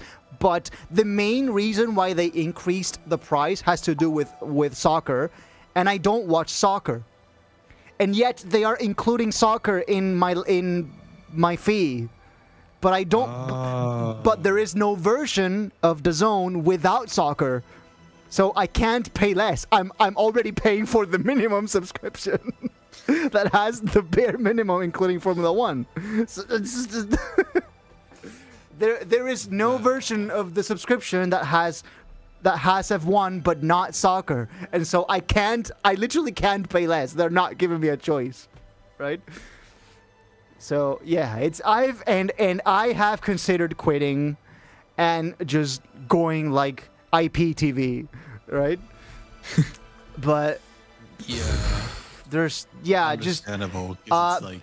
but that is very complicated to do, because there's just not enough channels, and when there are, how do you get that on phone? And then you get a bunch of ads, and then you get a lot of pop-ups, and it's just bad. And also you can't stream it to your Chromecast if you have one, which I do. So yeah, it's complicated. It's just it's one of those things where the pirate experience is not better than the legal way, right? But if it was, why the fuck would I pay? Just I'm being totally real with you here. If buying isn't owning, piracy isn't stealing. So yeah, I had to check something regarding my remix. What did I miss? Just us exporting stems, and it's time for the next one. I'm almost done with the vocal stems. I just have one more. SFX. And start. There you go. Music is one of the main factors of me getting into art.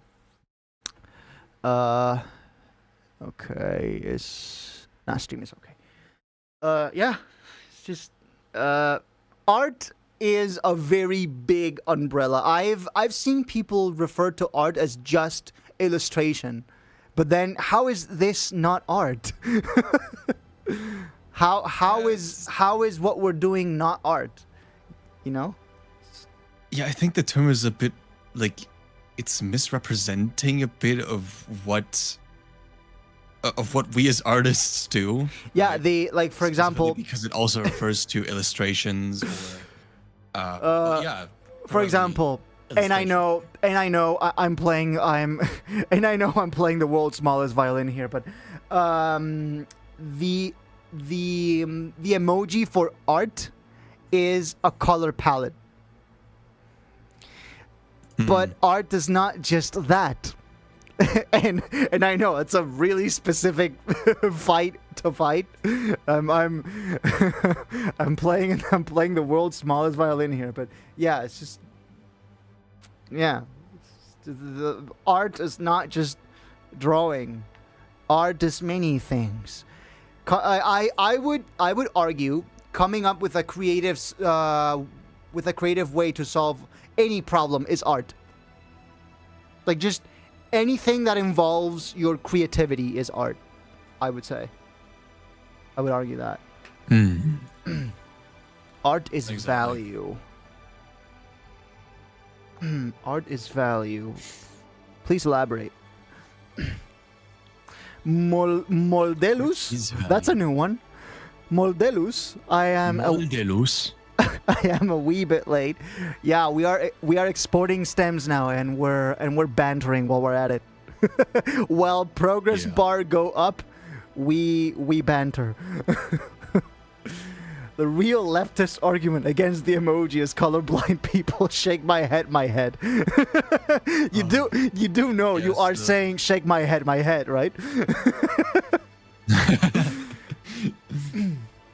It's like people saying ATM machine. The M in ATM stands for machine. ATM That's a machine. Spider-Verse quote, and I haven't watched that movie yet. Oh boy. I mean, I think what they're saying, artist value, is that art has intrinsic value, like value in of itself. I see. Which I guess, yeah, art is valuable, even though it doesn't, well, it does kind of help us live, but it makes life a little bit more bearable. But it's not like food, which, you know, helps us survive and not die, but it still has value to us. So, yeah. It's hilarious how some people actually came up with shake my head unironically. It's hilarious how some people actually, even though they know it's shake my head, they still use it. Because it's funny.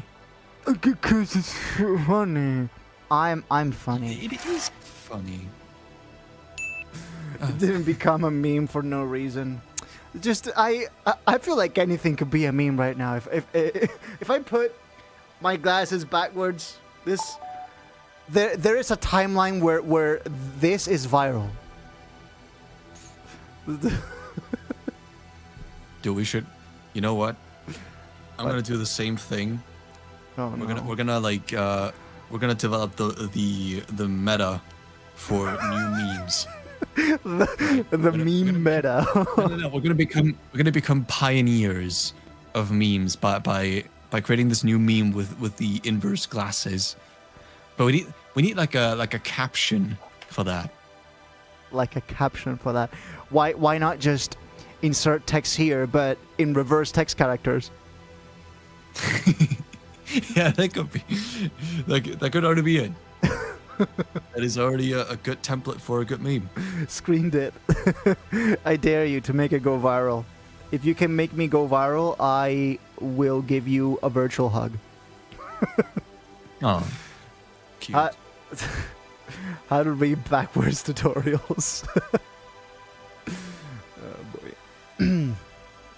All right, we are officially out of the vocal bus, and we are on to super sauce now. Intriguing. Yeah. That only took half an hour.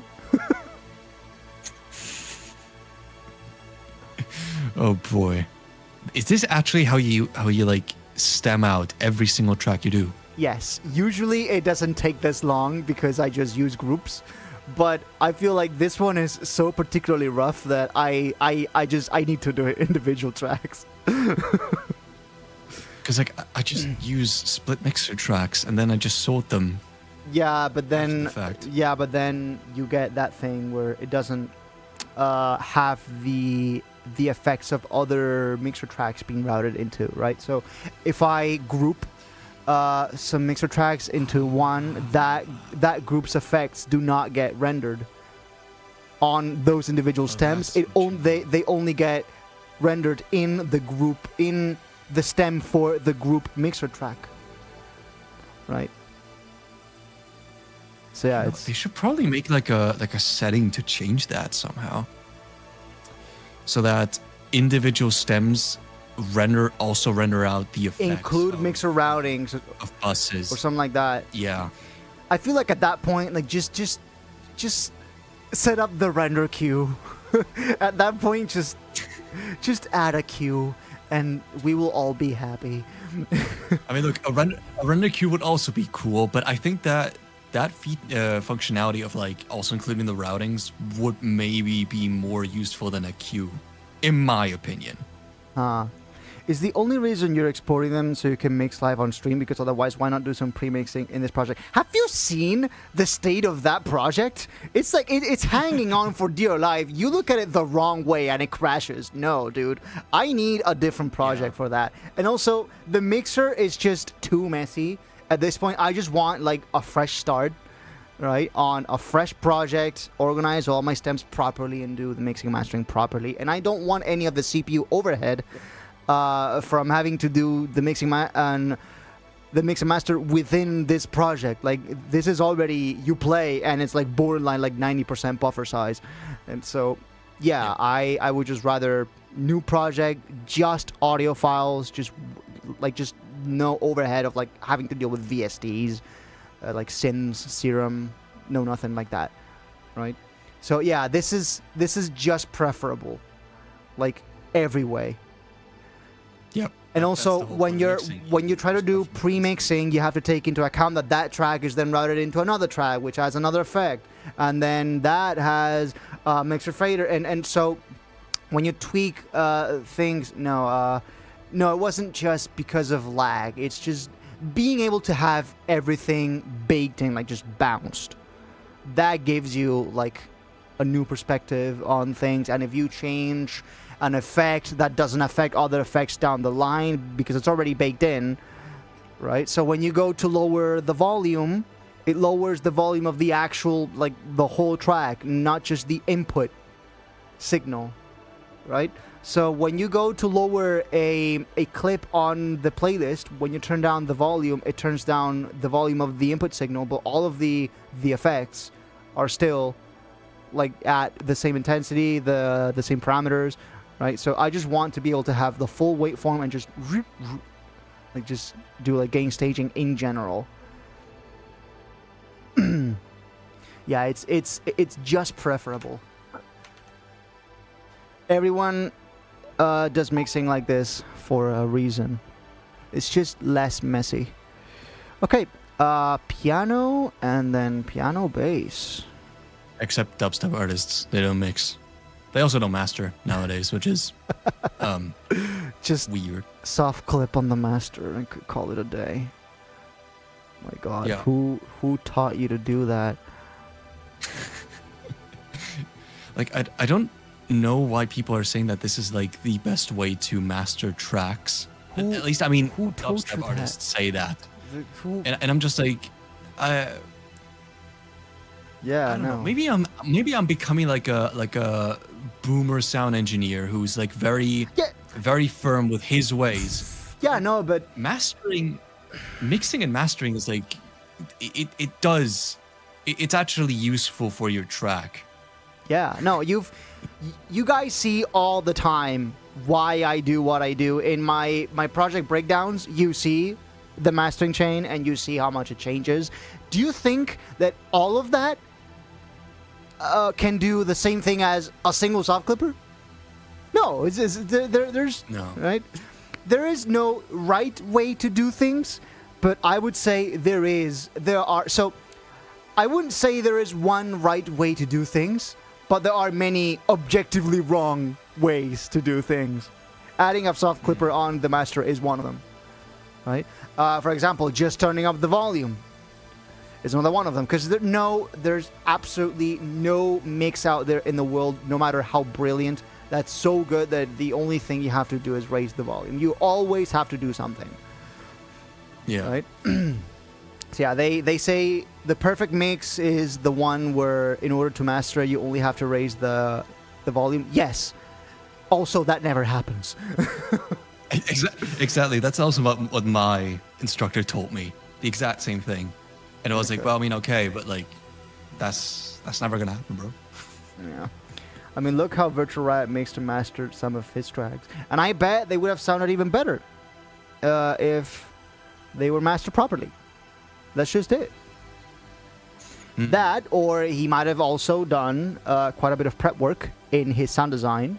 He sound designed in a way like he must have had templates. He must have been very familiar with his sound design, such that his process, like he probably like mixes as it goes kind of person, right? Yeah.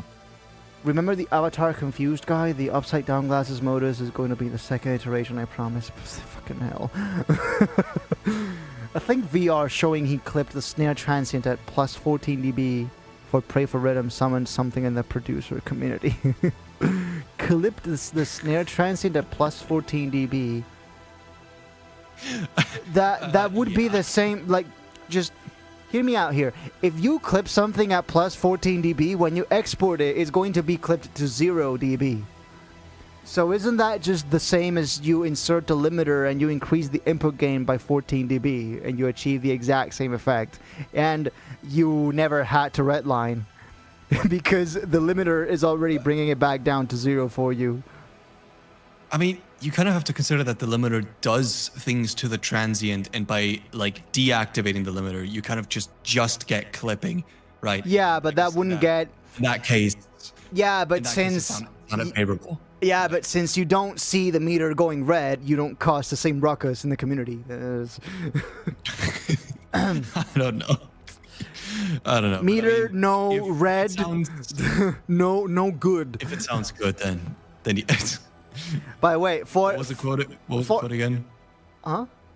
Oh, if you're not redlining, you're not headlining. Yeah. Guys, for tomorrow's mixing mastering session, expect the first 2 hours to have really quiet audio.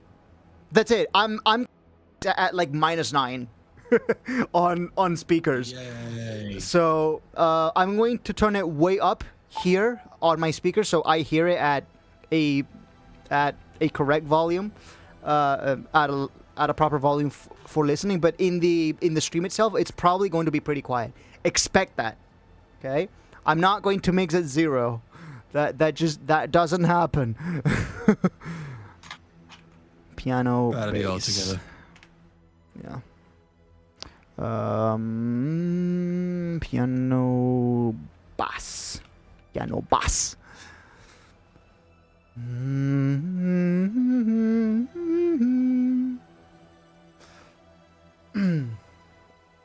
Okay.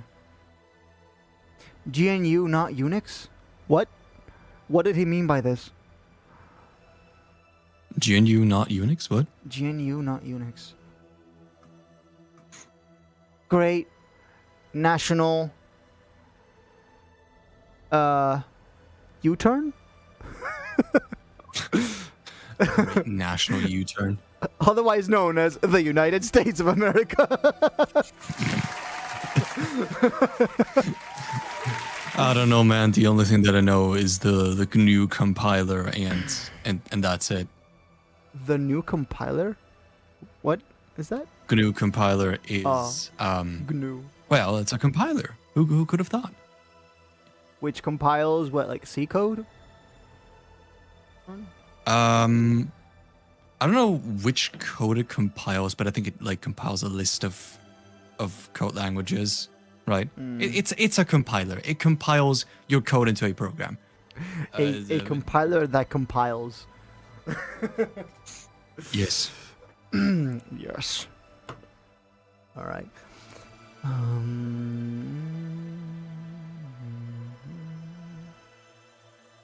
The whole remix is absolutely bonkers. Yes. Are you now officially a featured artist next to Tasha Baxter? Yes, Opal.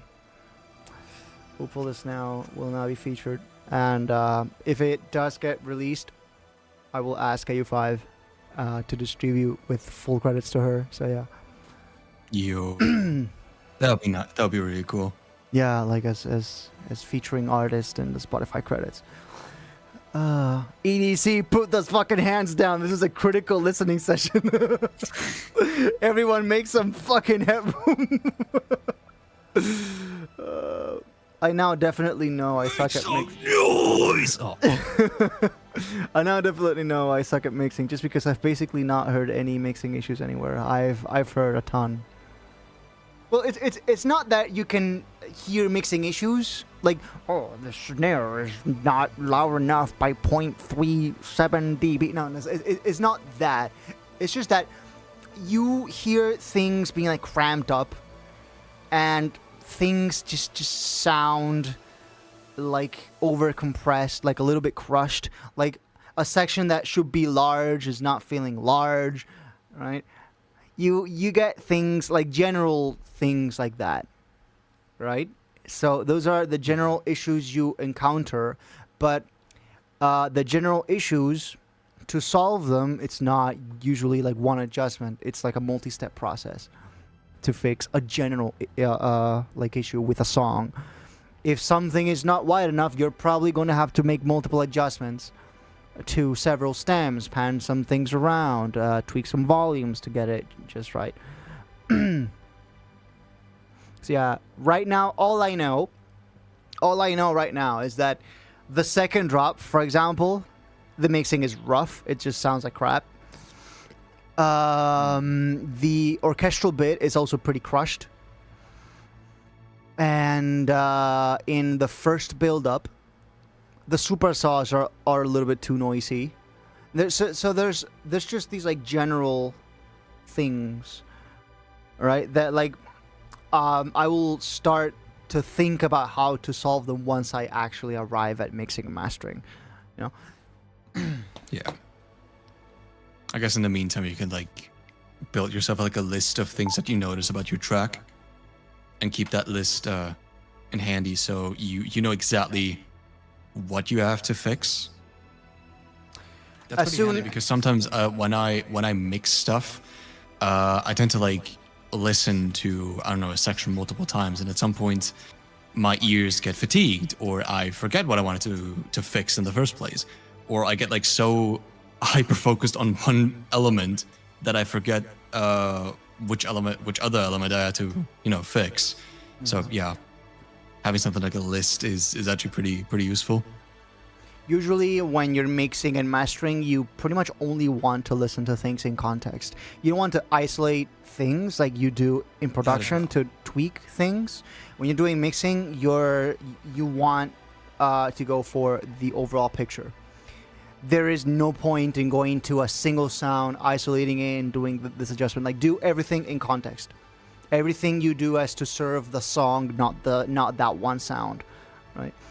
So if there's this EQ adjustment that sounds horrible in isolation, but then you put it in context and it actually sounds alright, and that's how it should be, you know? If this ends up not winning, does it just become an illegal bootleg? It's not an illegal bootleg. It's just a remix that didn't win. It's I would call it a remix because we had the stems for it. We had the permission. We just can't distribute it. We just can't send it to Spotify, Apple Music, all that stuff. We can only release it on SoundCloud and YouTube and like user curated platforms like that. Exactly. A bootleg would be if you don't have the stems. Fun fact. One online, hello. We're having a bit of a conversation because, as you can see, we are stemming things out because it's finished. It's done. So rare Thursday chill.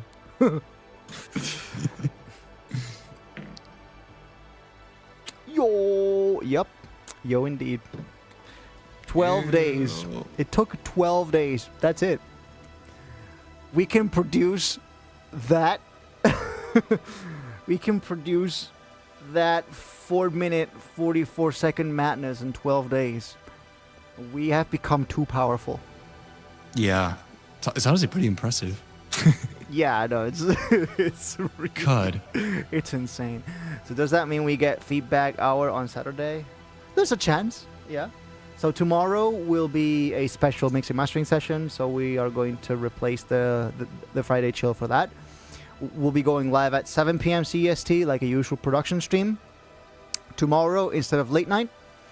And we'll be doing a mixing mastering session there. And then for Saturday, if we get the mixing mastering finished, which we probably will.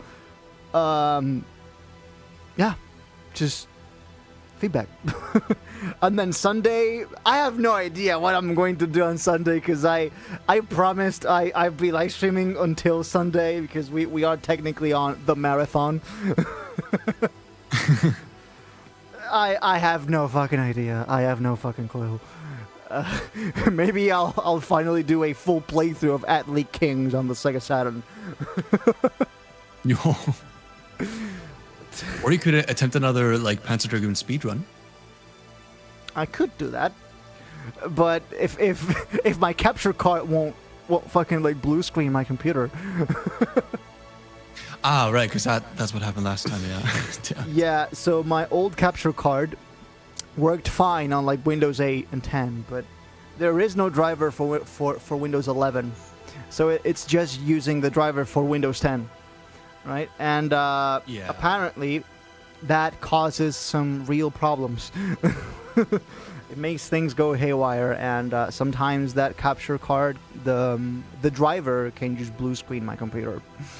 And that kills the run because it's no longer being captured. The timer is no longer going, right? So the game is still playing, but I'm not recording it anymore because the stream is not up, obviously. So yeah. Okay, we are on to the bases. I'm going to export the bases individually. So base 1 through 8. I have 8 bass tracks. So yeah. Bass. Bass. Bring out the bass cannons. God damn it, I need to step up my voice acting game.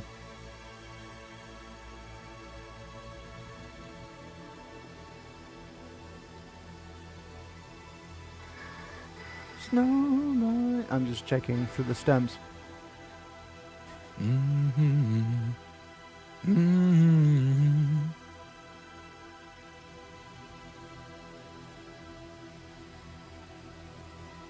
Oh yeah.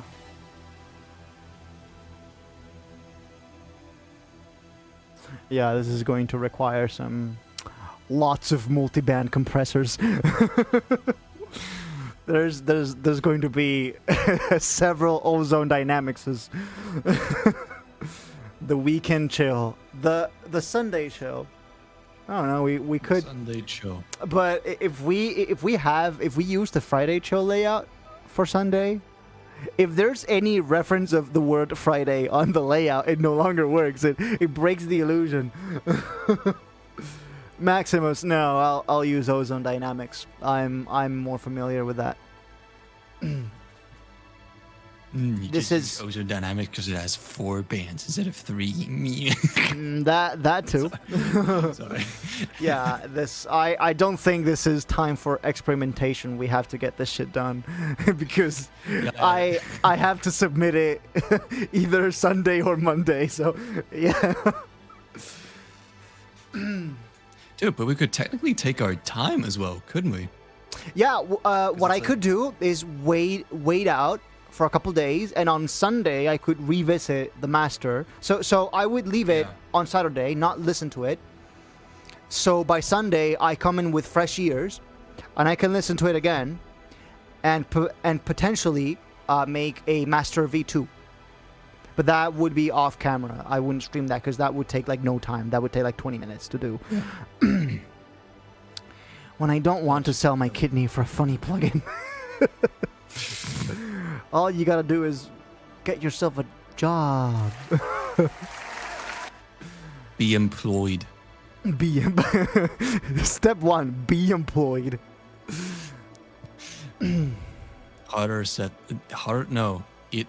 What? Easier said than done. Easier said than done. I have one. Then use your money. Use your cash. Use your cashmere. What? Yes. Don't use your cashmere. Don't. That didn't sound right. Yeah, I will say it's finding a job in 2025 is like playing live in Give Me God of War difficulties. Yeah. I can't wait to explain to the working market service that I'm not actually looking for a job because here's a funny story. So here's the thing. Because I recently quit my job, I would be eligible for unemployed money.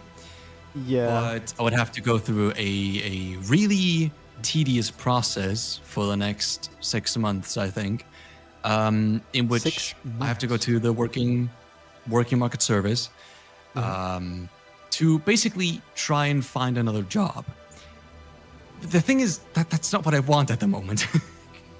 Yeah, so That's not what I want at the moment. so when I lost my job in early 2024, the very next day I went to the working market service, and I was able to sign up for the unemployment pay right away. They did it that same morning.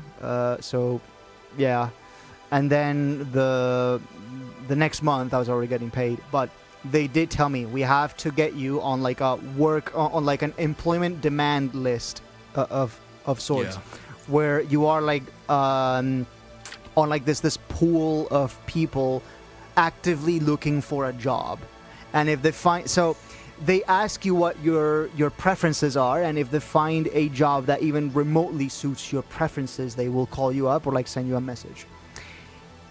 Now that sounds good and all, except they never fucking call you up. Because nothing ever comes up, at least not in my line of work.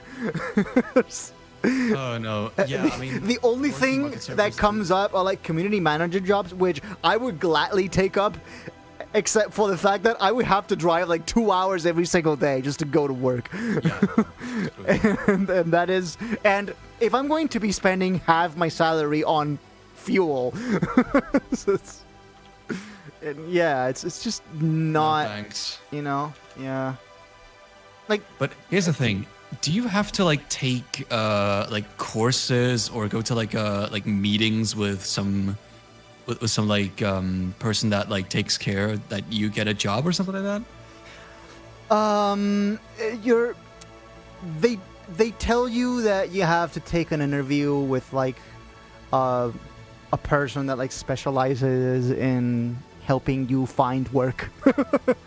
And the interview is basically you sit at the same desk you normally would, but with her instead. And she just asks you what your preferences are, what your studies are.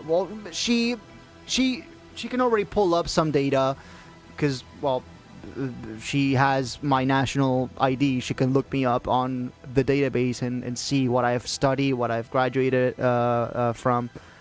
Right, so she can see most data, but I have to also provide some information to her. Like, I would like you to add me to the list of people who are looking for community manager jobs, stuff like that, right?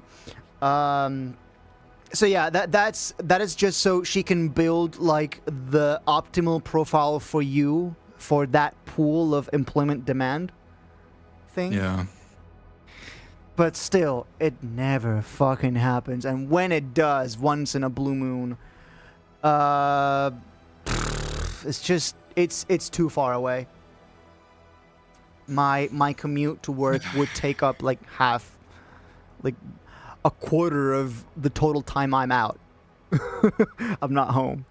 So it's like for you the service isn't really useful. Well, I have the well, opposite problem. it's nice to have. Like it's better Yes, than of nothing. course. It's Of better course. than nothing, but it's not the silver bullet you think it is. Yeah, but here's the thing. I have the exact opposite problem. Our service is actually really good at finding you jobs. Okay. And the thing is, they actually expect you to sign up for those jobs, right? Yeah, right. Which as someone who's trying to go independent is not great, but I kind of have to do this, otherwise I wouldn't get unemployed money. The problem is that I don't know if it's the exact same situation on your side, but here in Austria, at least in the office that I have to go to, they are super strict and really they have no chill, right? Like the last time I went there to actually get my very first job, I kid you not, they told me that I made that my 2 applications that I made was nothing. I quote, that's What? nothing. That's like So what's the they word? they expect you to send like dozens of applications every day. Yes. There's just there's just not there's just not enough jobs They expect in your area to do that in the first 20 place. applications.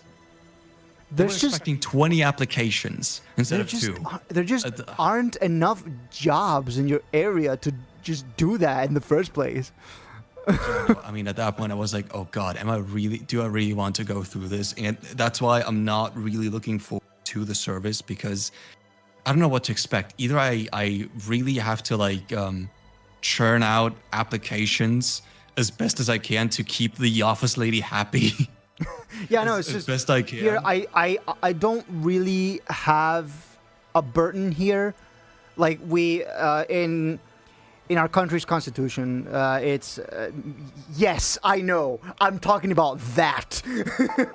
Okay, in our country's constitution, it is written that we have a right and a duty to work, but a right before a duty to work. Yeah. So you can't be forced to work. So they can't force you to make an application. Okay? They just encourage you, like highly encourage you to do it, but you don't really have the pressure of like, hey, you have to send this many applications a day, otherwise you're a fucking loser.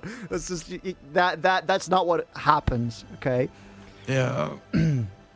So they're in that sense, I guess they're not as strict. But yeah, I'm. Oh fuck! Can I move to Spain? Can I move to Spain then? No, because like I'm genuinely worried about that over here in Austria. I don't know. I think our constitution is very similar. Like you have a right to work, but I don't know why they put so much pressure on people to actually get a job, especially nowadays when it's like very difficult. Because like literally every single company like looks at your application and then immediately throws it into the bin without like considering anything. Yeah. So yeah. Yeah, no, here, unless you are applying through like some private website, like say like job application website, if you're applying through like the public like job portal, because here we have a state like job portal. So say like Indeed, InfoJobs, so we have an official like state thing for that, other than the other ones, right? And if you send an application through that, they have to like at least take a look at it, right?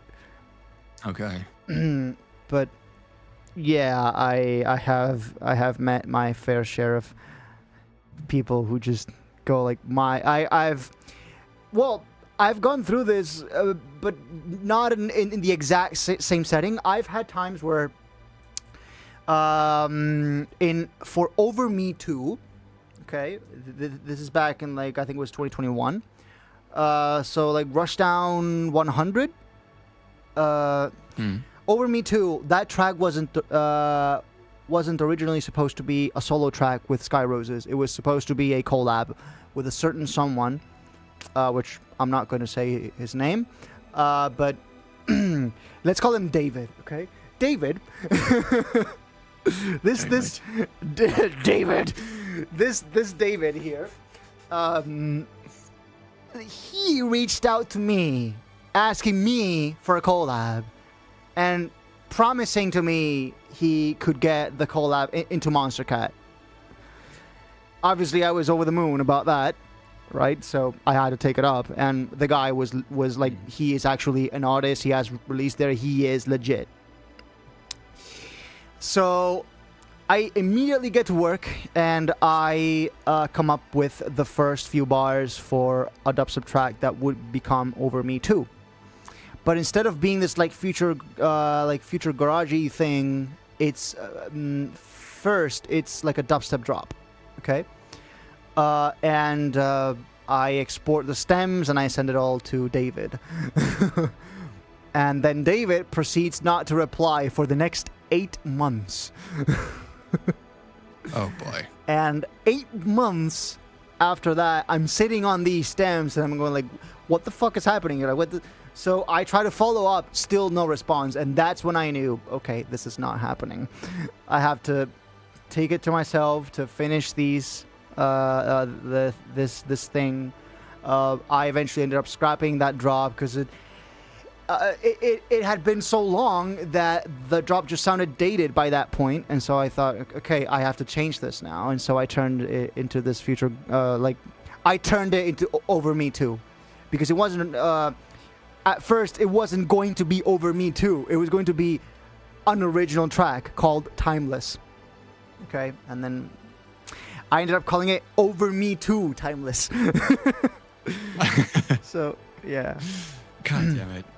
Fucking crazy. But yeah, I have met my fair... You just... In today's world, you can't fucking depend on other people. Because you just... Like, you are there every single day for them. They are never there for you. It's just... That is the grim... Like, the grim reality I've come to face. No one is going to be there for me the same way I'm there for them. And it's just like, at that point... I'll just go it alone, right? So yeah, maybe I've turned down more offers than I should have, but it's just out of frustration. Like, it's just we're in a space where you just can't fucking depend on anyone, dude.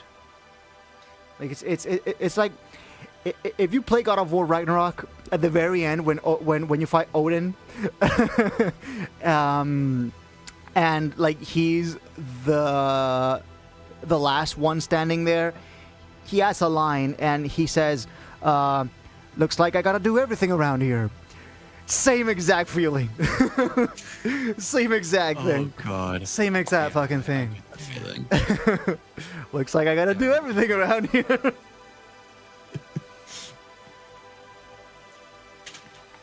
But I mean, that's the thing. You really have to find people that you can genuinely trust and that you can know. Okay. Yeah, they but that, might but if anything, that is even harder than finding a job. Is finding people you can be interdependent with. It's fucking impossible, dude. It's just not going to happen. So yeah, I've had moments where I've had to meet deadlines. And I've been there even when I couldn't. Even when I didn't have time, I still found a way to make time. And that just is not reciprocal a lot of times. The instances where that doesn't happen are all the collabs I have are with people that don't do that. If I have any collab on my profile, it's with a person who actually understands what the fuck they're doing and the responsibility they have, right? And they're willing to go it all the way. And yeah. So I'm just just to be very clear, I'm not trying to throw shade at anybody I've worked with. It's just that the ones I have worked with, you'll see them because they're like released collabs, and those are actual people like understand what the fuck they're doing and what it takes, you know. Yeah, your collaborators have been amazing. Exactly, dude. Meanwhile, I'm sitting here with 7 collabs that I still need to finish. Whoops. I'm sitting here with like 7 or 8 IDs, and I dropped everything just so we could do this. So now during the stream break, I have to go back to that. I mean, it was. Listen, it's reasonable. If Yeah. AO5 comes out of the blue and announces something like that, then yeah. But here's the thing. I mean, I kind of realized something that. Here's the thing. I've done something wrong for the past 3 years, and that is I started way too many projects. Yeah. So I have like this gigantic bundle of IDs just lying there, and all of them are unfinished. I don't know if I'm ever going to finish them. So at some point, for like the past 3 months, I think, I said, you know what? I actually need to change my strategy. There's like no way I'm ever going to release anything the next year if I keep on just like working like little bits at a time on like a variety of tracks. And this is what actually motivated me to start working on only 2 projects at a time, right? Yeah. One would be the list. One would be a collab from the list of collabs that I have, and the other one would be an original track. And that's what, and that's why I was so hyper focused on finishing my EP, right? That I'm Yeah. currently working on. If Right. if anything, And- I have the opposite problem. I have too few IDs. I'm only working on like 3-4 IDs at any given time, and I almost never have spare IDs. Like say a label reaches out to me, and they're like, "Yo, we are working on this like melodic dubstep compilation. Do you want to be featured?"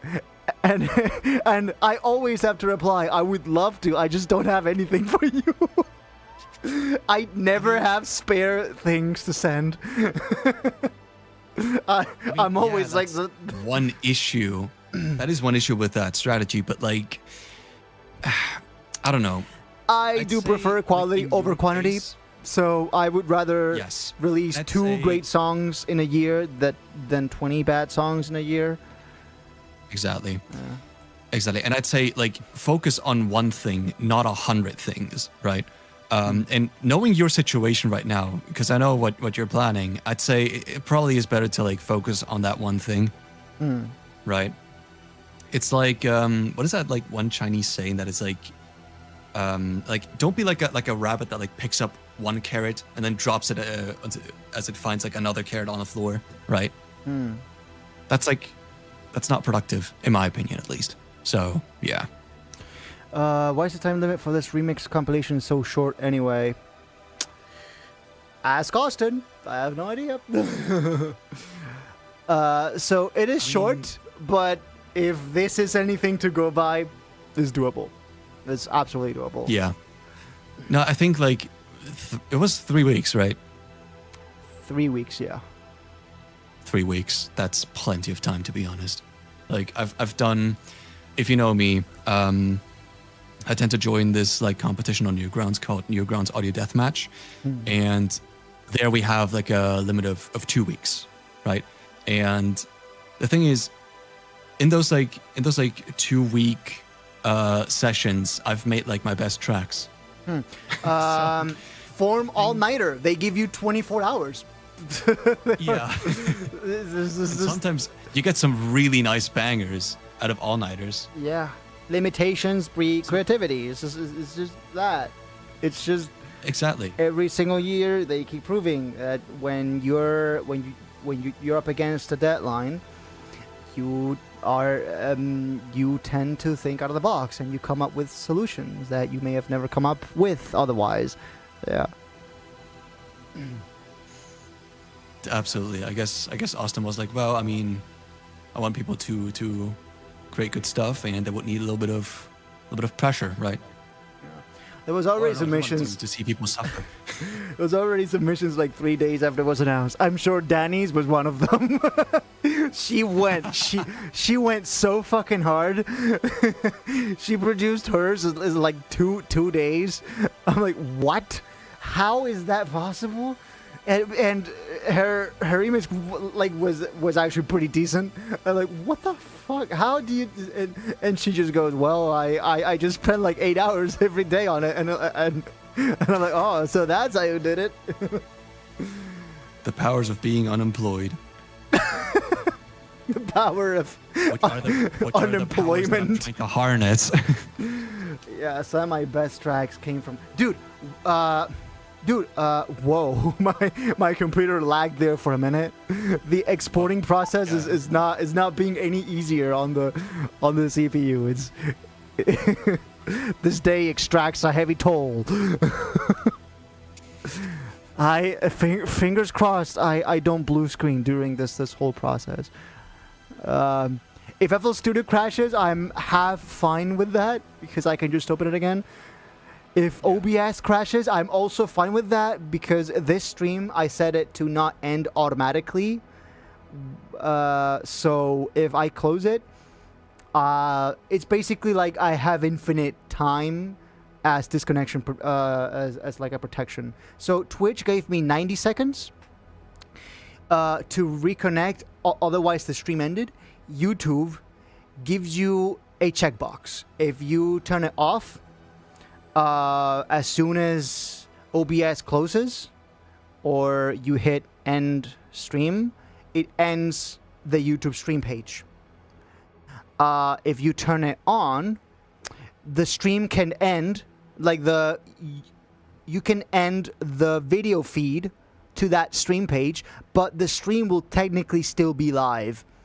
So if you reconnect 3 minutes later, you can still keep sending to, like, you can restart the video feed to that same stream and it'll still be there. So it's basically like infinite time for disconnect protection, which is pretty cool.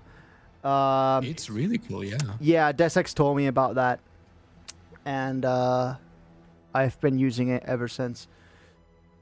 Not pulling the VR strat of having infinite IDs that are all better than released songs. Very sad.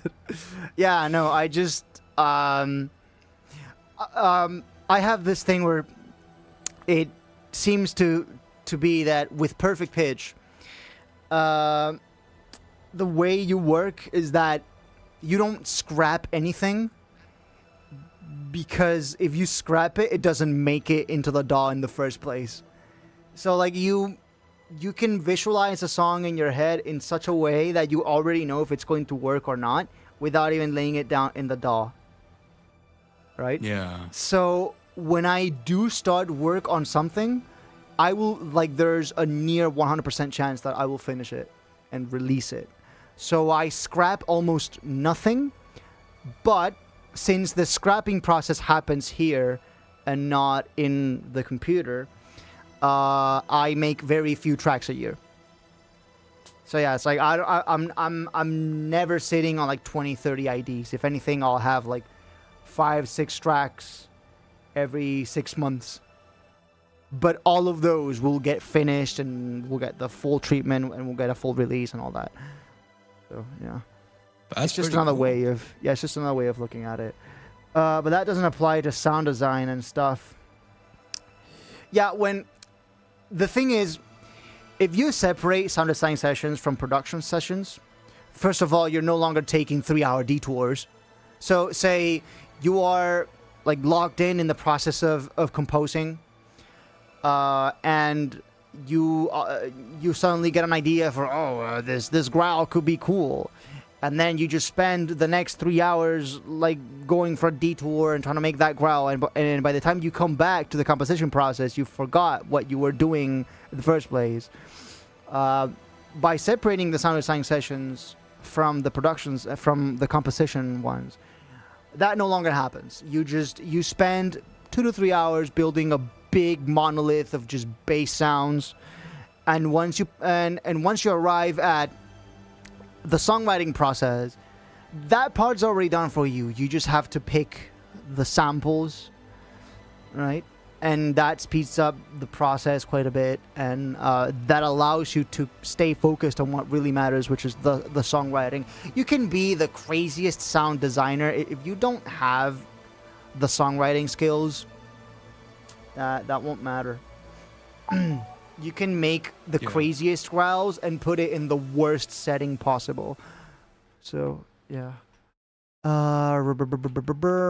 Bass 7. Funnily enough that you mentioned that, because the one problem that I have with my workflow, or at least with the way how I write music, is that I don't actually think in like songwriting and notes and melodies, and then I think about like the sound later. I think in textures. I keep like the sound in mind, and then I write my melodies and chords and whatever else. Which I guess can be cool if you really care about the sound. But it kind of limits you in songwriting. But I mean, hey, I can still make tracks. I don't think a Modus and VR collab will ever happen. On one hand, never say never. On the other hand, I would argue VR is on like a fundamentally different sphere of the scene. And maybe he wouldn't be so inclined to work with me compared to other producers who make more similar stuff. Then again, some of the best collabs have happened from people who have nothing in common in what music they make. So yeah, never say never. It's just at the level at the point I am right now, I don't expect Valentine to suddenly like jump into my DMs and be like, "Oh, bro, collab." So that's not going to happen. Okay, I think I'm going to finish exporting the bases, and I'm going to call it a day because I have a lot of stems left, and I just want to go get dinner while it's exporting. And eat me some fajitas while it's exporting, and just sort of. Oh, fajitas. I am the country of Hungary. I am Hungary. So you're my neighbor. Yes. You're my neighbor, bro. Oh man. I actually gotta worry about what I'm gonna cook today, cause like I don't know how many things I have in my fridge. Yeah, I've got minced meat, so I'm gonna be cooking that. Yeah, it's pretty easy. I think I got nothing. You just if it's frozen, you just defrost it, and then you just cook it in the pan until it's well made, and you just get the tomato sauce and the grilled cheese. And you don't even need to cook the grilled cheese or the tomato sauce. It's just you only have to cook the meat and maybe heat up the fajitas a little bit. And then you just pour the tomato sauce first, the meat later, and then the cheese, like just like that. And then you just roll it up and you eat it. It's very easy to make. And the thing is, you can actually use, instead of tomato sauce, you can use other things. You can use Mexican sauce, which is spicy. You can use bolognese, which has a slightly different flavor. So, yeah, you can use all sorts of tomato-based solutions for the sauce. And yeah, there are times where I'll even mix and match. I'll mix tomato sauce with bolognese sauce, or bolognese with Mexican sauce. Like they're basically all tomato sauce at its core, right? It's just how many it's it's just like how many spices they each have. So you can mix and match pretty safely, and you can add a little bit of spice. You can add a little bit of that bolognese flavor, right? So you can. I'm really like cooking mama out here. God damn it, dude! But like cooking is like really fun and experimenting around. cooking is an art. It's an art form. I'll Yeah. say it. There. I said I've recently really got into pasta making for some reason. I've watched way too much Binge with Babish, but I don't know. How back then I never really many types understood. of pasta do you like? Well, I mean, here's the thing. Back then, way back then, when I was a little kid, I always used those packets that already do the sauce for you, right? So really, Okay. the only thing that you have to cook is the minced meat. Then afterwards, I realized, hang on a second, why should I get the stuff in the packet when I have the exact same ingredients in the same supermarket? when I can And I ma- bought that when I instead. can make my own sauce. Yeah, exactly. Exactly, right? And then after that, I don't know, I just kind of experimented around with different pastas. I tried carbonara, I tried pasta asciutta. Then I tried pasta assassina, which is this burned Pasta assassina. spaghetti sauce. Spaghetti. Which is super weird, but it's I have to also look that really up. nice and spicy. Pasta assassina. It's very strange. You cook the pasta in the sauce instead of boiling it in water. Oh, I see. Right. So And you let it burn. So The you point is you let it so you burn pour for some tomato sauce into the pan, and then you add the spaghettis into the pan, and Yep. you let that. Oh, okay. Spaghetti Yep, assassina. and you let it burn. That's the main point. But you add them basically dry, they're still straight, right? Yeah, yeah, but they will cook. But they will So- cook. So they will still fold, right? Yeah, they will fold. Oh boy.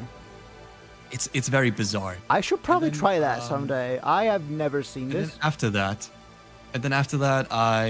what did I try? Well, I mean, my recent experiment was pasta al limone, which is actually super simple. It's actually more like a With cream cheese lemon, sauce, but you yeah. add lemon to it. You add lemon to it, but it's super good. And I don't know, That I sounds. really like yeah. the process That looks really of tasty. just combining the pasta with the sauce itself, adding oil, and from it starts with a broken oily mess, but because you add the ingredients and the oil and pasta cooking water, it all emulsifies into a sauce, and it's so satisfying. It's I see. This is yeah. This dish looks very Spanish. Then again, we use a lot of lemon. So Spanish omelet will probably use lemon on that. We tend to eat our version of fish and chips. So is that how As you lemon. call them? Fish and chips? Yeah, fish and chips. Okay, we will add lemon to that. Right, we will add lemon to potatoes, to chips. To paella as well, right? To what? Paella. To paella, yeah.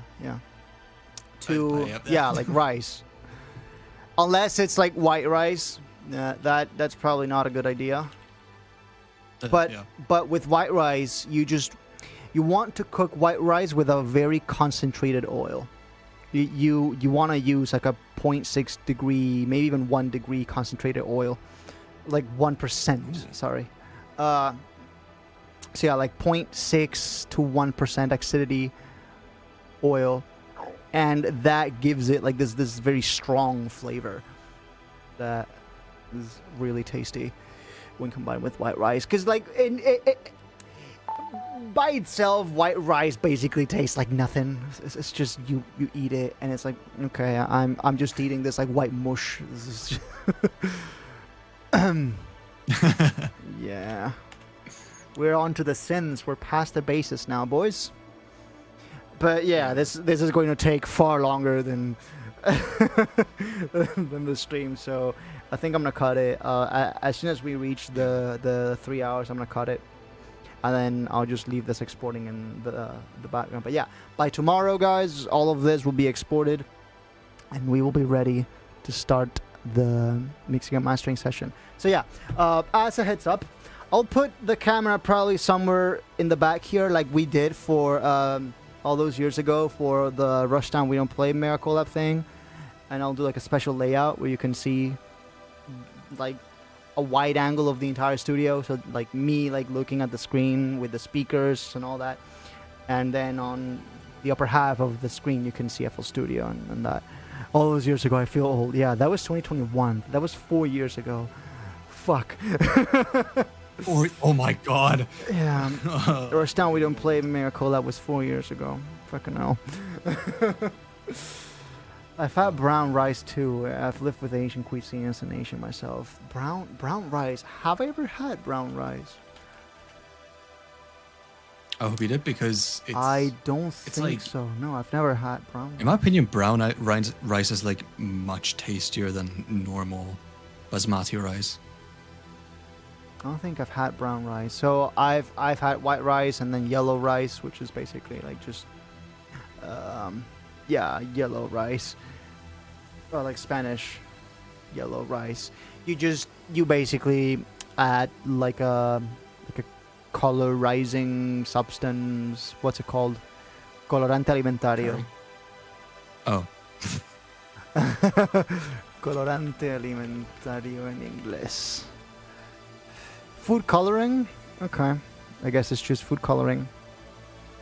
Yeah, food Is it coloring. really just food coloring? I thought they had like curry or curcuma or something. Edible dye. Yeah, it's just food coloring. Oh. So yellow rice is basically rice with food coloring, and then obviously you add like meat. You add if it's paella, you want to add some shrimp as well. Mm-hmm. And yeah, lots of lemon. Get lemon. Limon.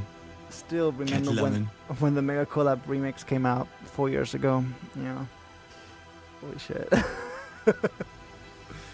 So we spent 4.5 hours. Well, yeah, it was 4.5 hours because it was the uncut session. For 4.5 hours was the total mixing mastering time for that, and that was for 44 people. So I had to organize 44 people's stems to one project, and then I had to mix and master it, and that only took 4.5 hours. I don't expect the mixing and mastering session to be that long, or even very long. It just, I have a suspicion I'll probably be done in a couple hours, and then we'll be able to listen to it and yeah, just call it off because I'll have nothing else to do really. We are done. I get to sit down Thanos style and watch the sunrise in a grateful universe. So yeah. God, all this talk about food made me really hungry. Yeah, I think I need to go now. Get me some dinner.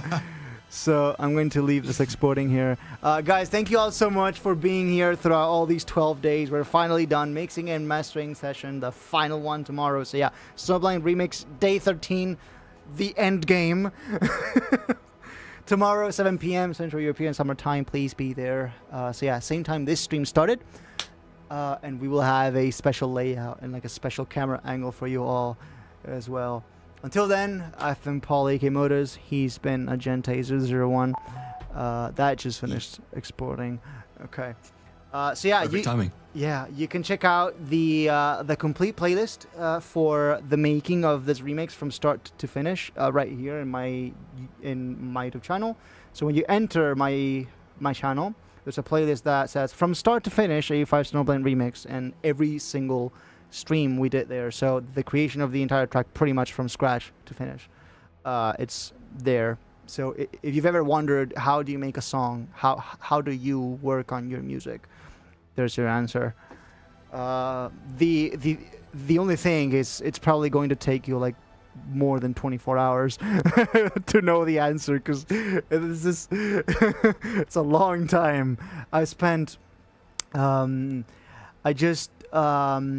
I made a sum of all of the stream times this morning, and it came up to like 36 hours, something like that. On my end only. You probably have just as many hours in your projects. So yeah. I think. It's very likely. All right, guys. Thank you all so much for joining. I've been Polygamodus. Have a great rest of your night. See you tomorrow in the mixing and mastering special.